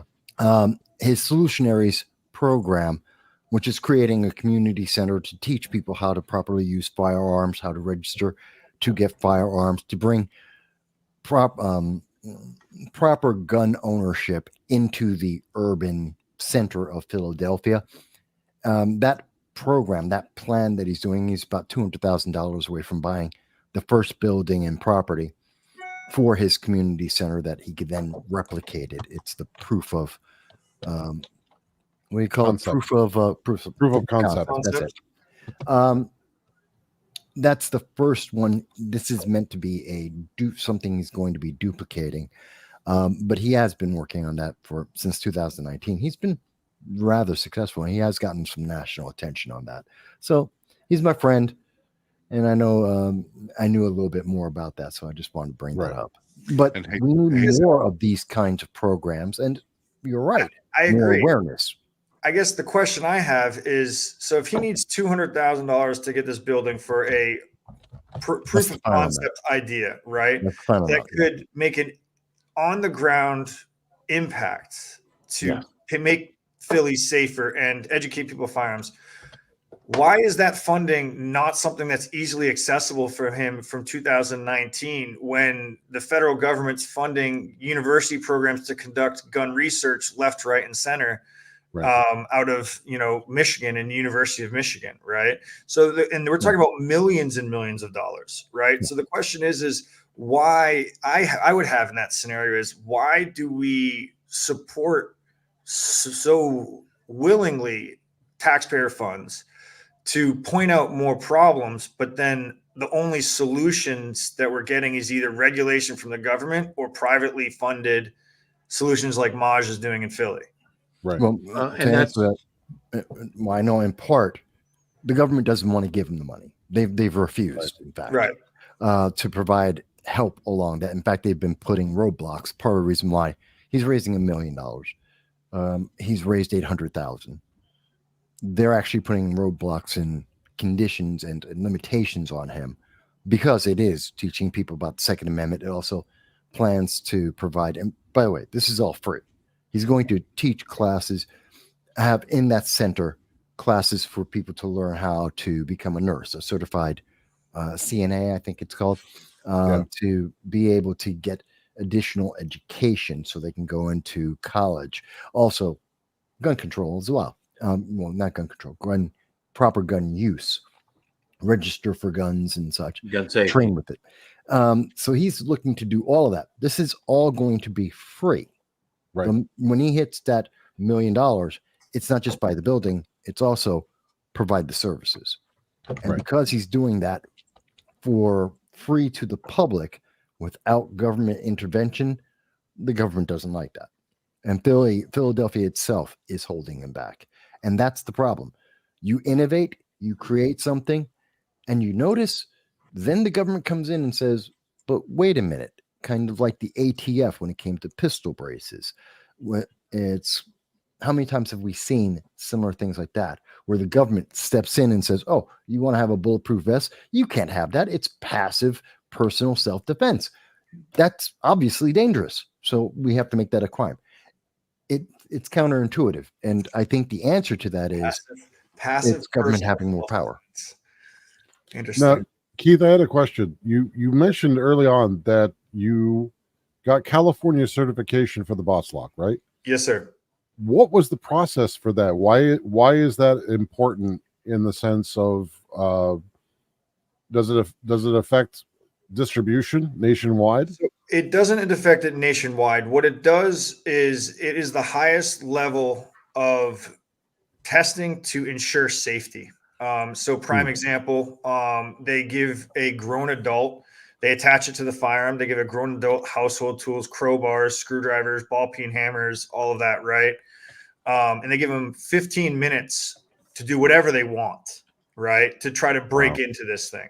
And the idea is what you're trying to do is mimic what a highly motivated 17, 18-year-old would do to be able to gain access to the function of the firearm, right? That's one test. Another one is they try to rip it open with 200, I think it's, don't quote me on this, but 260, 280 pounds of torque, like ripping on it, right? Wow. So that tiny little arm that's on the side of it, they hooked up chains to it, fixed it in place, and pulled on it with up to exceeding 280 pounds of force, right? Which is kind of, I always laugh about it because, like, yeah, I guess if you're going like this, if you go to the gym a lot, you can bench 280 pounds, right? Well, Right. some people, right? But, doing it between your fingers and pulling with 280 pounds of force is a whole different story. But hey, Right. we still passed, right? And then they have a hacksaw test, right? Which Right. Frank can talk about the success that he had with that. No, I can't. I can't talk. I cannot talk about the hacksaw success because there was no hacksaw success. Exactly. That's success from my side then. Right. From my side, it was 25 minutes of standing around the 95-degree heat going, the hell did they make this friggin' thing out of? Well, the interesting thing is we actually had a great partner who advised us on some of our coatings on that arm and hardening process. Absolute fantastic guy. This is more than just the coating. The shit inside of it that makes well, there's a whole process to it. Yes, you are correct. Yes. Huh. But I No, go tried. ahead. Keith sent me 2 of the units, and then he sent me an arm separately. I told him, I said, listen, I don't want to. I said, look, here's the deal. I can get into Fort Knox given enough time and enough opportunity. Okay. Right. You leave me to my own devices, I'll get through anything. It's not a matter of me trying to destroy the device. I can destroy anything. I have the means of destroying anything. If I take an oxyacetylene torch to this thing, I'm going to destroy it. But you know what? I'm also going to destroy the gun it's attached to. Okay, completely negating the whole purpose of having a device to lock the gun out if you want to use the gun, right? You don't want to destroy the gun just to be able to use it because it's not going to be useful anymore. I said, so just do me a favor. I said, just send me an arm. And that's it. Just send me the arm. I went through, I took the hacksaw and I tried cutting into the hacksaw with a 80 TPI blade. That's 2 teeth per inch. Right. Couldn't scratch the coating on this thing. I couldn't scratch. Well done. Well done. I got this thing. I have the arm sitting in a vise with just like the tip of it hanging out, and I'm not. All right, the arm is kind of shaped like a hook, right? Right. I'm not like on the outside of it. I put it upside down so I could rest the blade on the inside of the hook so I could centralize the cutting without it wobbling side to side, and I couldn't get through it. Then I turned around and I grabbed a hold of my Dremel and I put diamond impregnated discs in it that I use for cutting tile, and I use for cutting glass, and I use for cutting the hardest of materials. There's 30 discs in a tube. I went through 30 discs. Wow. And I could not get through anything. I was going to break out and say, okay, so I'm going to break out the big guns and I'm going to go grab my angle grinder. And I have some stuff that gets through anything with my angle grinder. Right. And then I thought about it. And I said, well, now I'm defeating the purpose of the test. Because if I'm a kid and my parents have a firearm and I'm trying to play with it, I'm an 11, 12-year-old kid. I'm not going out to the garage to find dad's angle grinder. It's not the most common tool to begin with. Right. The most people who are going to have one are probably going to have sanding discs on it, maybe a fiber wheel on it. They're not going to have titanium and diamond blades that cost $400 a blade. That's the kid's not going to have access to that. No. All right. At most, the kid might end up getting a hold of a Black & Decker Sawzall. Yeah, he might with a metal blade. And what is the kid going to do? Okay, he wants to play with the gun, so he's going to take the gun out into the garage, put the gun in a vise, set the thing up, run an extension cord, grab the Sawzall, say they're trying to cut through it. Yeah, it's not going to happen. Kids are not playing with the gun. If kids want to play with a gun, they want to, ooh, look at the gun, look at the gun. They don't want to get caught, right? Right. A kid don't want to get caught playing with the gun because he knows he's going to get in trouble. The only way he's going to get through this device is to ruin it so badly that it's kind of obvious that somebody was messing with it. Right. So the kid's going to get in trouble. So this leaves it to the other people. Who's going to be most determined to try and get through this thing? Criminals. All right. Criminals. A criminal is not going to sit in your house with the gun using your tools to try and get it. He's going to go into your house. He's going to grab your valuables. Oh, look at that, a gun. I'm going to take that too. He's going to grab it and he's going to go. Now he's someplace else. He's somebody else's problem. Okay. Right. He's going to destroy the gun getting this damn thing off. All right. Yeah. So that's beside the point. The only person you really have to worry about it is somebody who's looking at the firearm as a means of opportunity, and that's somebody suicidal. Right. This is far too much trouble for somebody suicidal to try and figure out how to get through and avoid when there's 1,000 other means at their disposal to do what they want to do. Right. And I think you just nailed on essentially what the entire point of that California. You asked basically why did we go to California, and Frank, you covered it right there. Is the tests, while California is not a pro-gun in remotely environment, Right, even remotely, but they did put together, although some would argue unreasonable, but ultimately, hey, if you can pass all these tests and become certified, right? right. You can be relatively confident that you can put the responsibility on your shoulders. That listen, parents can trust you and your product with the lives of their children. And Yeah. that to me is, at that point, I don't care how hard the test is. I want to make sure that you're creating the best product that meets those needs, right? So from the first and foremost, that safety side. Well, where they go crazy with their testing, I told you when we first started, I says, what I'm going to do is I'm going to give this the absolute most real world tests increased by 20%. Because once you get beyond the 20% threshold, that's the threshold that people are going to give up at. Exactly. Right? Nobody's going to go through that extent. And we don't want to say, like I said, we can destroy it, but what's the point? Exactly. Right. Marshall, go ahead. I cut you off on Bob. I am going to recommend. I commend you for going through the California tests. I would also recommend that you go through Underwriter Laboratories. Okay. They will put it through, and if you get that UL certification, that's going to set you also. Okay. I mean, that actually opens up a lot of doors for you as well, as far as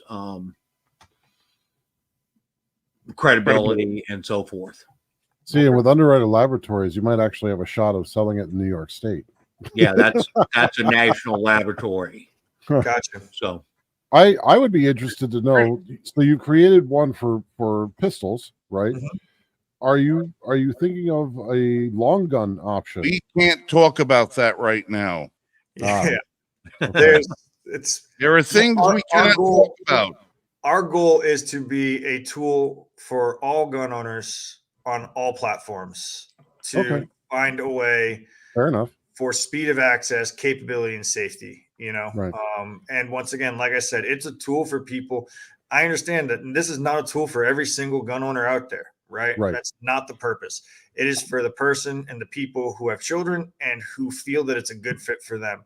And we stand so much behind that. Like, told Frank, we have a 30-day money back guarantee. If you don't like it and it doesn't fit into your life and you don't see it add value to your life, we'll take it back and give you your money back. That's how strong we feel about this, right?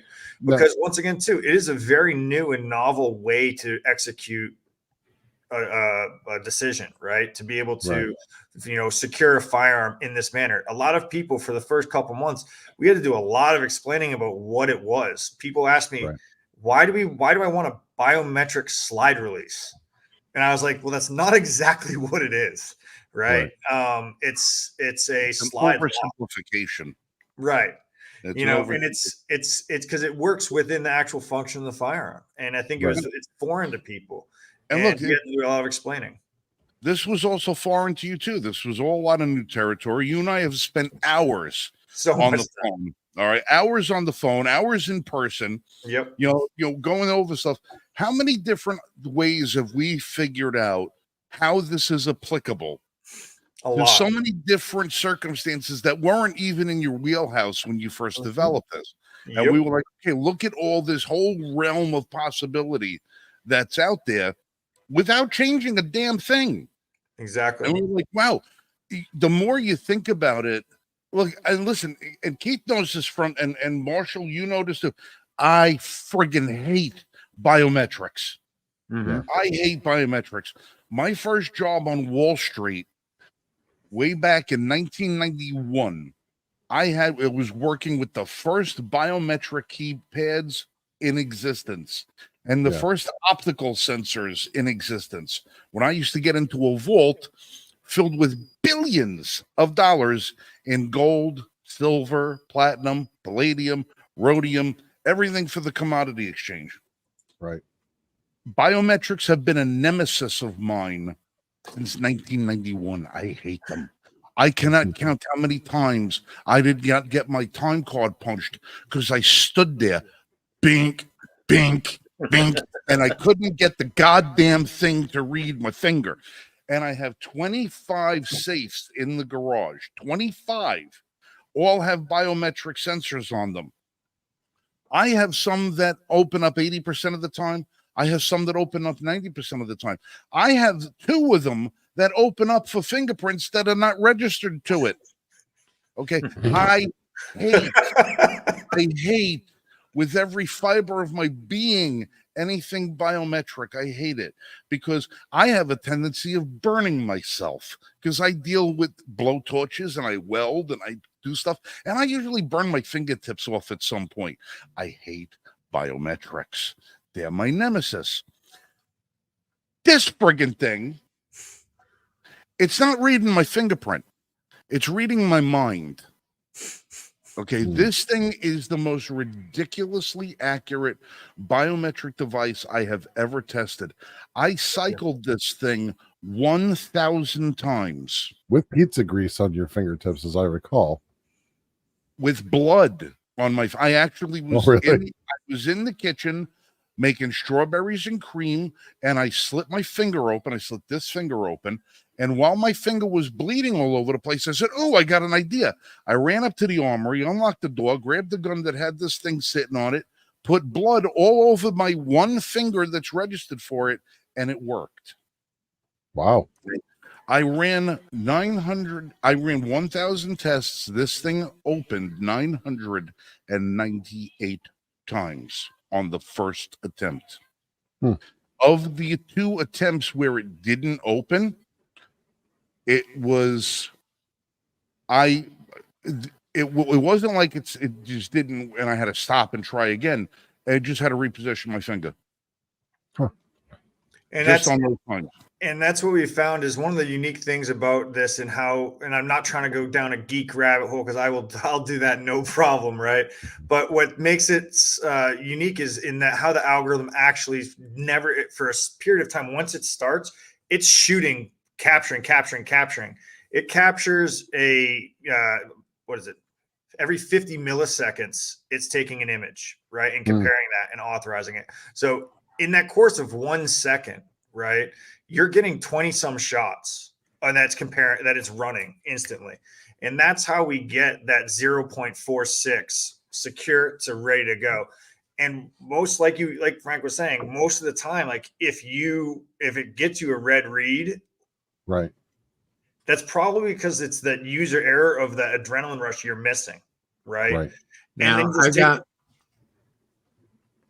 go ahead and finish out what you got. And I was saying is then it's a positioning thing. And then you have, once again, what we're trying to do is create that environment where you just make sure you got focus on simple things, get a good read, get a good sight picture, get a good trigger pull.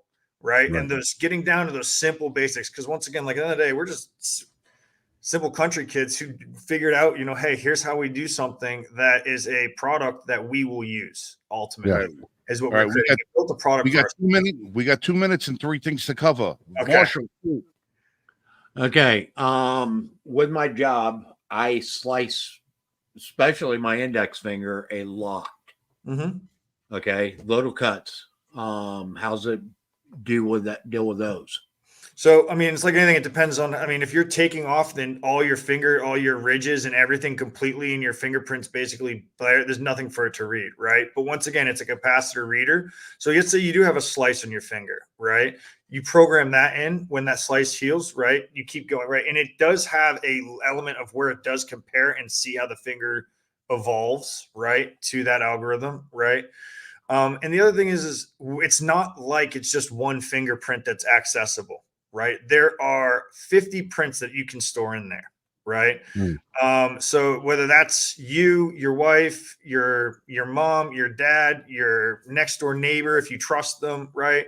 Plus a non-dominant hand, plus a finger that is scarred, right? There's a lot you can program into that, right? Okay. And Now, that was sort of our I thought. tell people with the biometrics, especially with something like this, that if you're going to have a device like this or a biometric safe or anything else like that, don't just rely on one or two fingerprints. Do all the fingerprints on your dominant hand, do all the fingerprints on your non-dominant hand, because you don't know what kind of shape you're going to be in or what you're going to have to go through to get to that device. You might be covered in blood, you might be covered in oil, you might be covered in grease, dirt, whatever. You might not have use of your hand at that point. So with a device like this, when it's attached to your firearm, especially this, and it's your firearm, it literally takes you 3 seconds to program a fingerprint into this thing. So program multiple. Right. The only people who are not going to get through it are people who are not programmed into it. Right. So program multiple fingerprints. It just for anything. I mean, what happens if you get your finger blown off? Guy comes through your house, you're through your door shooting, you blow a finger off. Now you can't do nothing with your gun. Well, that's why God gave you 10 fingers. Right. I mean, it might be registerable with other appendages too. I don't know. I didn't try. I am not. I can't confirm on any other appendages, or I can confirm fingerprints. Okay, I mean, you might be able to use a toe. I don't know. Who the hell knows? Listen, guys, we're actually at 9:01. I apologize for coming in late tonight. I had a miscommunication with my comrade here as to what time we were going to be coming on today. So I got here a little late, but thought you were going to blame the secretary.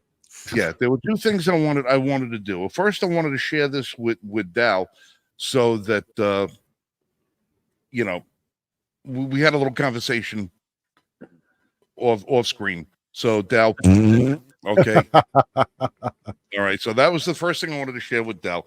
The second thing I wanted to share. Yesterday, the Second Amendment community took a tremendous loss. There's a legend in our community by the name of Paul Harrell. Paul has been around for years. Guy's a legend. All right, competitive shooter. He's had to use his firearm in self-defense. The guy has got milk crates and totes full of awards and championships. The guy is just one of the nicest, steadfast, loyal supporters of the Second Amendment and individual rights that we have ever known. We've never known the man to raise his voice. We've never known him to get his ire up or be angry. He had a presentation like nobody else, and he did a gun review like nobody else could possibly do. Paul Harrell was a one of a kind. Last night at about 6:30, we lost Paul to pancreatic cancer. Easily 30 years before his time. Paul is a genuine legend in the community. We lost a pillar of our community. This was a guy who did what he did for the love of what he did and the love of the people he was doing it for. He didn't do it to self-aggrandize. He didn't do it for personal fortune. He didn't do it for personal fame. He didn't do it for clicks. He didn't do it for clickbait. He didn't do it to blow stupid things up and make an idiot out of himself. He just wanted to inform and educate people so they had the best knowledge at hand when they were making choices at what would be good for them to use to defend themselves, their families, their communities, and their country. Paul Harrell, wearing his shirt. This is, legends live forever. On behalf of Liberty First Foundation and the Range Report, Paul, God bless you. Thank you for the inspiration. Thank you for the knowledge. And thank you for everything you did for all of us. So, we'll see you on the other side somewhere, Paul. You take care. May his memory be eternal. So I wanted to address that before we went, because like I said, when We've been pulling. Lori and I lost a good friend of ours a couple of months ago to pancreatic cancer as well. And I've lost 2 other people that I've known to pancreatic cancer. And it is, of every malady that's out there, that is the one that ravages the fastest, the most vicious. It is horrific, and it's virtually incurable. And I don't understand why we spend so much money on, like we were talking about before, shrimp on a friggin' treadmill, and how to, test the flow rate of ketchup and all these other stupid things. And we have people that die all the time for Breeding diseases. habits of, Yeah. of crickets on cocaine. Yeah. Yeah. Listen, I'm not a believer in the federal government using our money for anything except the military and securing the nation. Everything else, leave it the hell alone. But if you're going to take all money and you're going to do things in the auspices of research, study what matters. Right. Study what matters. We haven't had a cure for anything in God knows how long, And then you look at the private sector. I have a cousin who's deaf. Got a cochlear implant. She got a hearing back. Mm-hmm. This is the private sector doing it. The private sector creating things and doing things, and they're coming up with cures. But for some reason or another, we can't seem to harness anything about cancer, really. And a lot of that has to do with government regulation. So even the private sector who could innovate on something like that isn't allowed to because of the way the government structured the regulations. And they're the ones that are stealing all our money. As far as I'm concerned, the government needs to crowdfund any spending that they do. Well, yeah, that would be a good thing. Let the people who believe in that pet project pay for that pet project, right, and leave the money elsewhere so that the real scientists can get the job done. Right. But it just sickens me to know that, like I said, if you want to see something get cured, give it to the child of a president somewhere. You'll see some shit get cured first, but it'll be a miracle. It'll be, won't be doing, that too will be sequestered from the people. We're not allowed to benefit from what we pay for in this country. But it just sickens me that we have really good people in this world that have to suffer and die every day because we put our faith and trust into people we shouldn't. Yeah. And they promise us the moon, and they don't even give us the light. They don't do nothing for us. And it's just a goddamn shame. And then people wonder why we have so much distrust in government. Well, you lie to us about everything. Here we got one candidate out there this week changed her accent 3 different friggin' times, depending upon what group of people she was talking in front of. Do you expect realism? They either lie or obstruct. Or infringe, right? Lie, obstruct, or infringe. Yeah, makes me sick. Well, listen, I don't know if Vass is going to come back, but we're already past the 2-hour mark tonight. I'm going to get myself out of here because you saw me scoff down my pizza while I was sitting here eating. Well, now the acid reflux is right up about here. I chased it with 24 ounces of orange juice. Well, I did want to say, guys, thank you for inviting me on. This has been an absolute pleasure. And I hope to get the chance to come back and do this again. You guys, absolutely, man. This has been fun. Anytime. You're always welcome, Keith. Oh, let's bring your partner back in too next time. he's a little more shy, Yeah, but he's a great guy, super smart, great business mind, but he's not, his favorite spot is not the cameras, That's right. He does well. He's a good man. He's a good guy. Man. We enjoy his company. He's fun whenever I talk to him. But listen, you're always welcome to come back in and join us. Remember, you and I have a conversation tomorrow at some point before you make that phone call to those other people I told you about. Yes, sir. I'll jump on the phone. I'll jump on the phone with you first thing tomorrow morning. All right. This way I can fill you in on the rest of the vision. Awesome. trying to make things happen for good people. That's what we're all about. I love that. And it's one of the things that us, it's incredible, fighting you, because I mean, you guys and all of you, because, so oftentimes that is what it really takes, especially, connecting with people, learning from their experiences, learning from what they see. And that's how we actually can solve and make a difference. Right.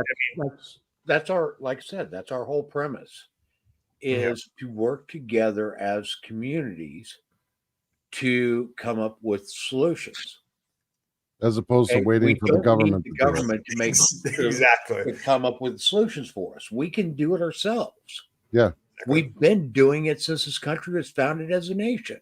Mm-hmm. It's like when they were talking about the school lunches and the starving children up in Michigan, and I yelled at them. Like we were there was a whole big discussion, and in the whole thing, I'm like, why are you waiting? If it's that important, why are you waiting for legislation when you can just go right down to the school district and you could feed the kids? When people get pissed off and they're tired of something, they will make change, right? Yeah. They will do it whether the government wants them to do it or not. If they are motivated enough to do something, American spirit and that American ingenuity will find a way. Yeah. Hey, Jake. My dog just walked in. Well, listen, it's like always at Thanksgiving when you hear the headline at 6:00 in the afternoon from your local news. What you should know about your Thanksgiving turkey that could kill you. Film at 11. You're already done eating the damn turkey. Now you got to wait till 11 to find out what the hell is in it that just killed you. You're passed out by then. $1 short. They don't know what the hell they're doing. That's why you don't rely on the media. You don't rely on government. All right, listen. I'm going to book out of here because my dog just came up and knocked on the door, which tells me he's got to go out. So I'm going to be that and see you guys tomorrow. Keith, we'll talk tomorrow. Marshall, you and I will talk. Dal, thanks again for coming in. Vass, we'll catch you on the flip side. You guys can hang around. I'm going to get out of here. As always, you guys be safe and shoot straight. We'll catch you on the next time. Later, Frank. Love you guys. See you, Frank. And I'm gonna dip out here soon as well. And I do want to say thank you guys for inviting me on. This has been absolutely enlightening. You're welcome back anytime. And thank you so much. And we'll get in touch and I'll get all y'all's information from Frank and we'll be keeping in touch. Yeah. Okay, sounds great. Thank you guys. And when you start distributing in New York, I'm gonna probably buy one. Absolutely. I have to get a pistol for it first. Yeah. Apparently, hey, it's, with all the work you guys got to go through to do up there, I can't even believe that, right? Like, yeah, it's ridiculous. And what's worse is that even if no matter where you are in the step of things, you don't get that money back if something happens. So like I can pay $250 for my application, and then if I get denied for any reason, then I have to pay another $250. I don't get a refund. So by the time they're done refusing you for whatever arbitrary reason they've decided, you could already be $1,000, $1,500, $2,000 in, and now you still have to buy the firearm. So you could get the permit and just never buy a firearm because you just can never afford it. And then that's it. You get a permit to purchase. Right. You don't actually have your firearm permit yet. Right. You have a permit to purchase. Right. So there's a permit to purchase. That can't be legal. It's not. That can't be legal. It's not. It's a direct infringement on the constitutionality of our Second Amendment. But because it's New York and nobody really makes a stink about it except for a very few groups of people, we're stuck. Okay. And then you can go out and purchase your firearm. Okay. Then you can actually get your permit after you've purchased your firearm. Okay. And then any other firearms that you get, you have to add them onto your permit. Right. And you have to renew that permit. I'm sorry. Yeah. I'm sorry. Yeah, it's horrendous. I don't think, and listen, like, I don't think I could, I'm sorry. That's all I can say. It's like, that's just, but that's just for handguns. Well, that's like that's the thing. It's like you can walk into an FFL for a long gun and you can be approved on the spot and walk out with a long gun the same day. Not a semi-auto. as long as it's not a semi-automatic. So you can get a lever action as long as it's only 7 rounds. So they have a cap, like a magazine cap. Yeah. So it's got to be 7 rounds or less. It can't have any tactical or military style aesthetics. So it can't be like, black or can't have a pick rail. Right. So if I wanted to say one of the Henry Thunders, the modified ones for hog hunting, can't have those because they got a Picatinny rail on them. So that's a no-go. Even the M1 Garand, the rifle that you can get from the CMP, right? So it's illegal in New York State. Yeah, I know, right? You're giving me anxiety right now, man. Like, I thought it was bad. An M14 isn't. What? An M14 isn't. No, I mean, An actual military rifle. Yep, an M14 you can have, but it has to be, the barrel has to be so long, and it cannot have a suppressor on it, or like a flash suppressor or any kind of compensator on it. It's got to be just a straight barrel, and it has to have iron sights. Like, it's like, I mean, I hate saying it, but it's almost like we live in different worlds when it comes to that. Because like now, right? Yeah. Let's say I want to go buy 5 new handguns. I can walk down to the gun store. Buy 5 new handguns. I show them my concealed carry, and I walk out that day. No, we can't do that. No, and it's like, here, I mean, obviously, both Texas and Florida are obviously constitutional carries, right? Right. And there are benefits, though, to having our concealed still, right? Which is one of them being is I have no wait period at all. I'm already basically, I think of it like TSA pre-check for guns, right? Right. But that's a good way to put it. Yeah. So when you think about it that way, right? Yeah.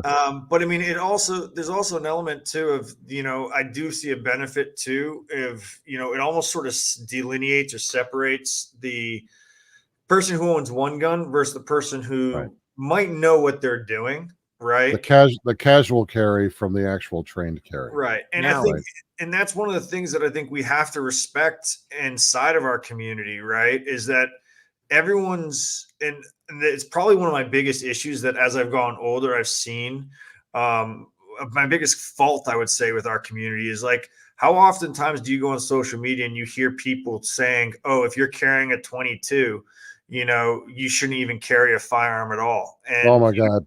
Yeah.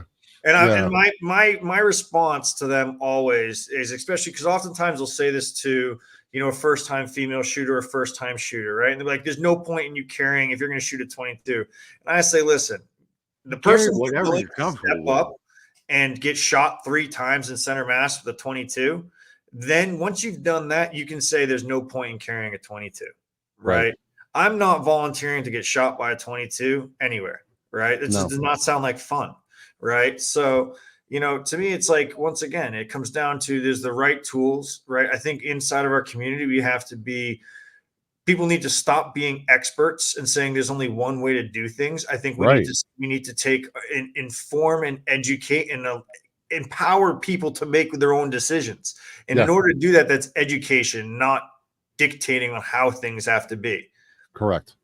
And that's sort of just, one of the biggest points that I want to talk about as much as possible anytime I get a chance is because, if we want us to bolster our community, make our community bigger, we have to be open and welcoming and be empathetic to what other people's life walks are. Right. That doesn't mean we have to compromise our values or compromise our standards of what this community stands for. Right. But we have to be welcoming to that. What your standards or how those standards apply to your life are different than what somebody else's are. And I think if we do that, we can make the size and the commitment of people within the 2A community, within the firearms community, much stronger, those bonds much more cohesive so that we're able to achieve bigger things. It's one of the reasons why I brought Carrie Sloan up, because she every so often will post on social media some of her success stories. And a lot of the people that she's training are very new to firearms. They often come from backgrounds where they have never conceived of possibly ever shooting a firearm in their life, and now they see a need for it. And they don't want to go with a heavy revolver. They don't want to go with like what a lot of these, and I'll call them FUDs for lack of a better term. They're these FUDites that will be like, well, you need the reliability of a revolver. You know, when a revolver malfunctions, it's catastrophic. It'll blow your hand off. Yep. It may not do it often, but when it happens, it's catastrophic. Now, and Carrie, to go back to her, she is really great as an empathetic instructor. And I've seen a lot of her work with these women, especially, that are just, they think they can handle it, but then they step up and they get a hold of the firearm, and then they're like, oh my God, and they're shaking. And then you watch them, and she's right there to be like, it's okay. You know, you're not being judged for this, right? Baby steps, aim down sight, finger when you're ready, pull the trigger, like squeeze the trigger, boom. And then after that, they're fine. And then they start to be, that's how you empower people, is you give them the choice of when to squeeze that trigger, how to aim down sights and be safe with their firearm, so that then they can choose, you know what, I want something a little bigger. Maybe I want something a little more powerful. Maybe I want something a little bit longer, shorter, however, but they get to make the choice. It's about options, discourse, and choices. Absolutely. Yeah. Well, So I agree with you. the best firearm for self-defense is a firearm that you're going to carry. Right. I mean, my granddad for many years carried a small automatic 22. And I asked him, I said, why don't you carry anything a little bit bigger? And he said, Nick, I'm nearly 85 years old. And I don't want to be carrying around a lot of ammunition that's super heavy. I can carry a 22 long rifle, or I can carry a 22 Magnum, and I can have twice as many rounds in that as if, you know, if I tried to carry a 9mm and it was super heavy in my pocket. That was his daily carry all the time. At the end of the day, if that made him confident and feel safer or have me more capable, whatever whether it's a 22, a 9mm, a 45, or a 50 cal, or if you want to be walking around with a 6.5 Creedmoor bolt action on your back, whatever Right. you do you, boo boo, you know, like.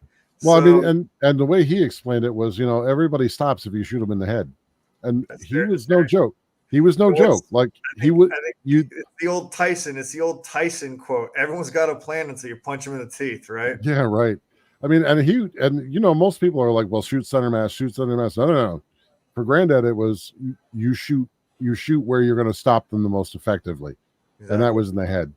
And so he could take a 15. He knew his engagement range for that 22 was 15 feet, 20 feet.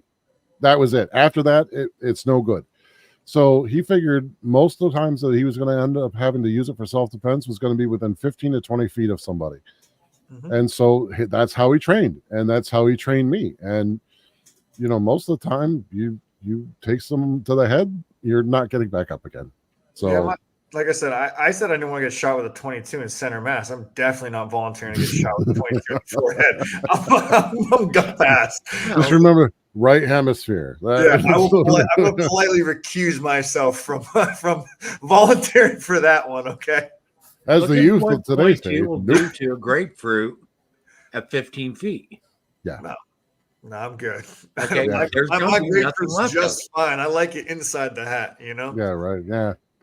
So no, it's all about what you're comfortable with and what you're willing to train with. And then that changes as you evolve, right? Exactly. And the trick is then, if you are going to evolve, you always stick around with people that will help you either graduate to something else or give you better options. Exactly. And that's part of that community discourse and all those options that we give. And that's why you're being innovative with the boss lock opens up a huge amount of avenues for people that are maybe like, I have a big family, or I have a lot of people that move through my house. Mm-hmm. I can't carry on me all the time, but I need to have firearms that are accessible to me, not to anybody else. You, unlike anything else, yours gives accessibility and workability all in one package. Whereas otherwise, you're just fumbling with trigger locks and you're trying to get into safes where you shouldn't be. Yep. And it's like, ultimately, it's one of the biggest thing that I always found, and one of the hardest things for us to, when we were designing and developing this, was if you make something that's not convenient for people, right, they're not going to use it. That's it. And that's myself, and that's myself included. So by making something that actually works into the actual function of the firearm, you increase the likelihood that people will actually adopt it and actually utilize it. And it's, once again, the same thing too, is people pick it up, they practice it, they get used to it. And, at the end of the day, that gets them more comfortable with their firearm. And once you begin to remove those barriers across that threshold because once again, not everyone grew up shooting, some people, oftentimes some of the women that we talk to at some of these events, like the first time they've ever picked up a firearm was at these events. And it's because they're like, okay, I need to be able to protect myself. Right. Or something happened. Right. And let's not go there, but no, I get you. They're driven to it. And at the end of the day is you want them to be comfortable. Right. And that's the most beautiful thing about a firearm, is at the end of the day, it's a very empowering tool and it's the greatest equalizer out there. Right.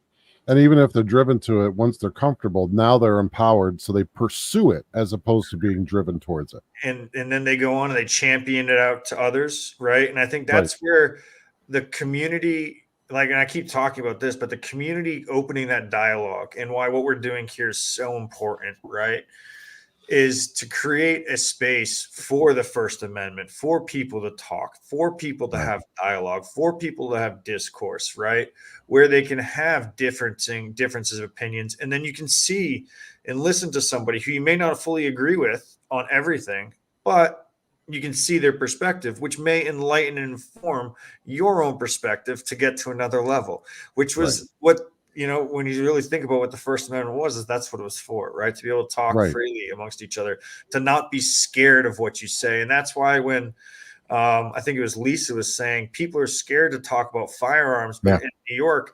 And I'm like, honestly, I do get that, because I did a brief stint in DC, and it was like, wow, this is the first time I've ever felt like, wow, I really can't say what I think, right? I really can't let people know I am pro-gun, right? And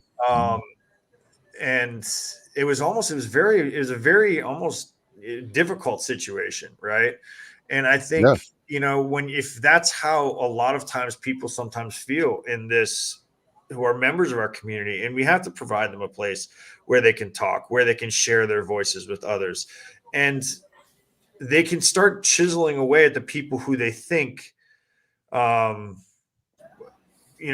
they think don't think like them, but might actually, right? Because that mindset is scary, because everyone begins to think that they're the only one who thinks like that. So they shut down, when right next to them or around them could be 10 or 15 other people who think exactly like them or similar to them. And then they could band together and spread their message.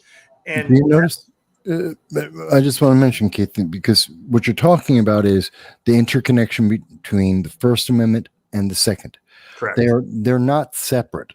A lot of people, we hear often mostly from the left, that they're two separate things and one doesn't interplay with the other, but they're absolutely connected. That if you're chilling one, you almost directly and usually indirectly are chilling the other. And you're right.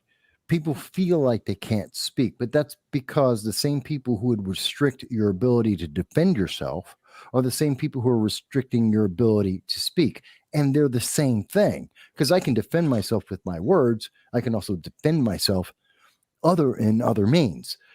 The first avenue is my voice. So if I can't do one, then why do I believe I could do the other?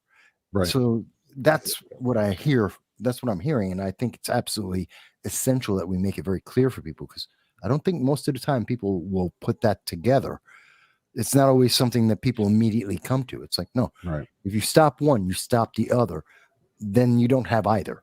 Correct. And the same thing goes with the rest of the amendments of the Bill of Rights, because if you don't have 1 and 2, then the other ones fall apart, because you can't enforce anything. Correct. Right? You can't enforce your your unalienable rights. So your right to due process is out the window. Your right to keep soldiers in peacetime from quartering in your home is out the window. Your ability to protect your papers and your property is out the window, because you can't redress your grievances using your voice, and you can't ultimately thwart or neutralize a threat to yourself or your person and property with the second. Correct.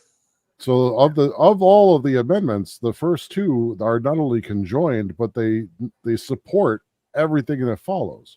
That's It's why almost- the first second. Go ahead. It's almost like the founding fathers placed them first and second for a reason. Now that You- we've had discussions about that. They actually weren't the first and second. Well, No. guys, thank you again so much for having me on. This has been an absolute pleasure. I do gotta get going, but this has been a great time, and I really hope to have the opportunity again. Yes, please come back. Awesome. Definitely. Appreciate Enjoyed it. having you. Anytime, Keith. All right. Bye-bye. Have a good night. Okay. Made it back. So Welcome back. we're going to go ahead and wrap this up.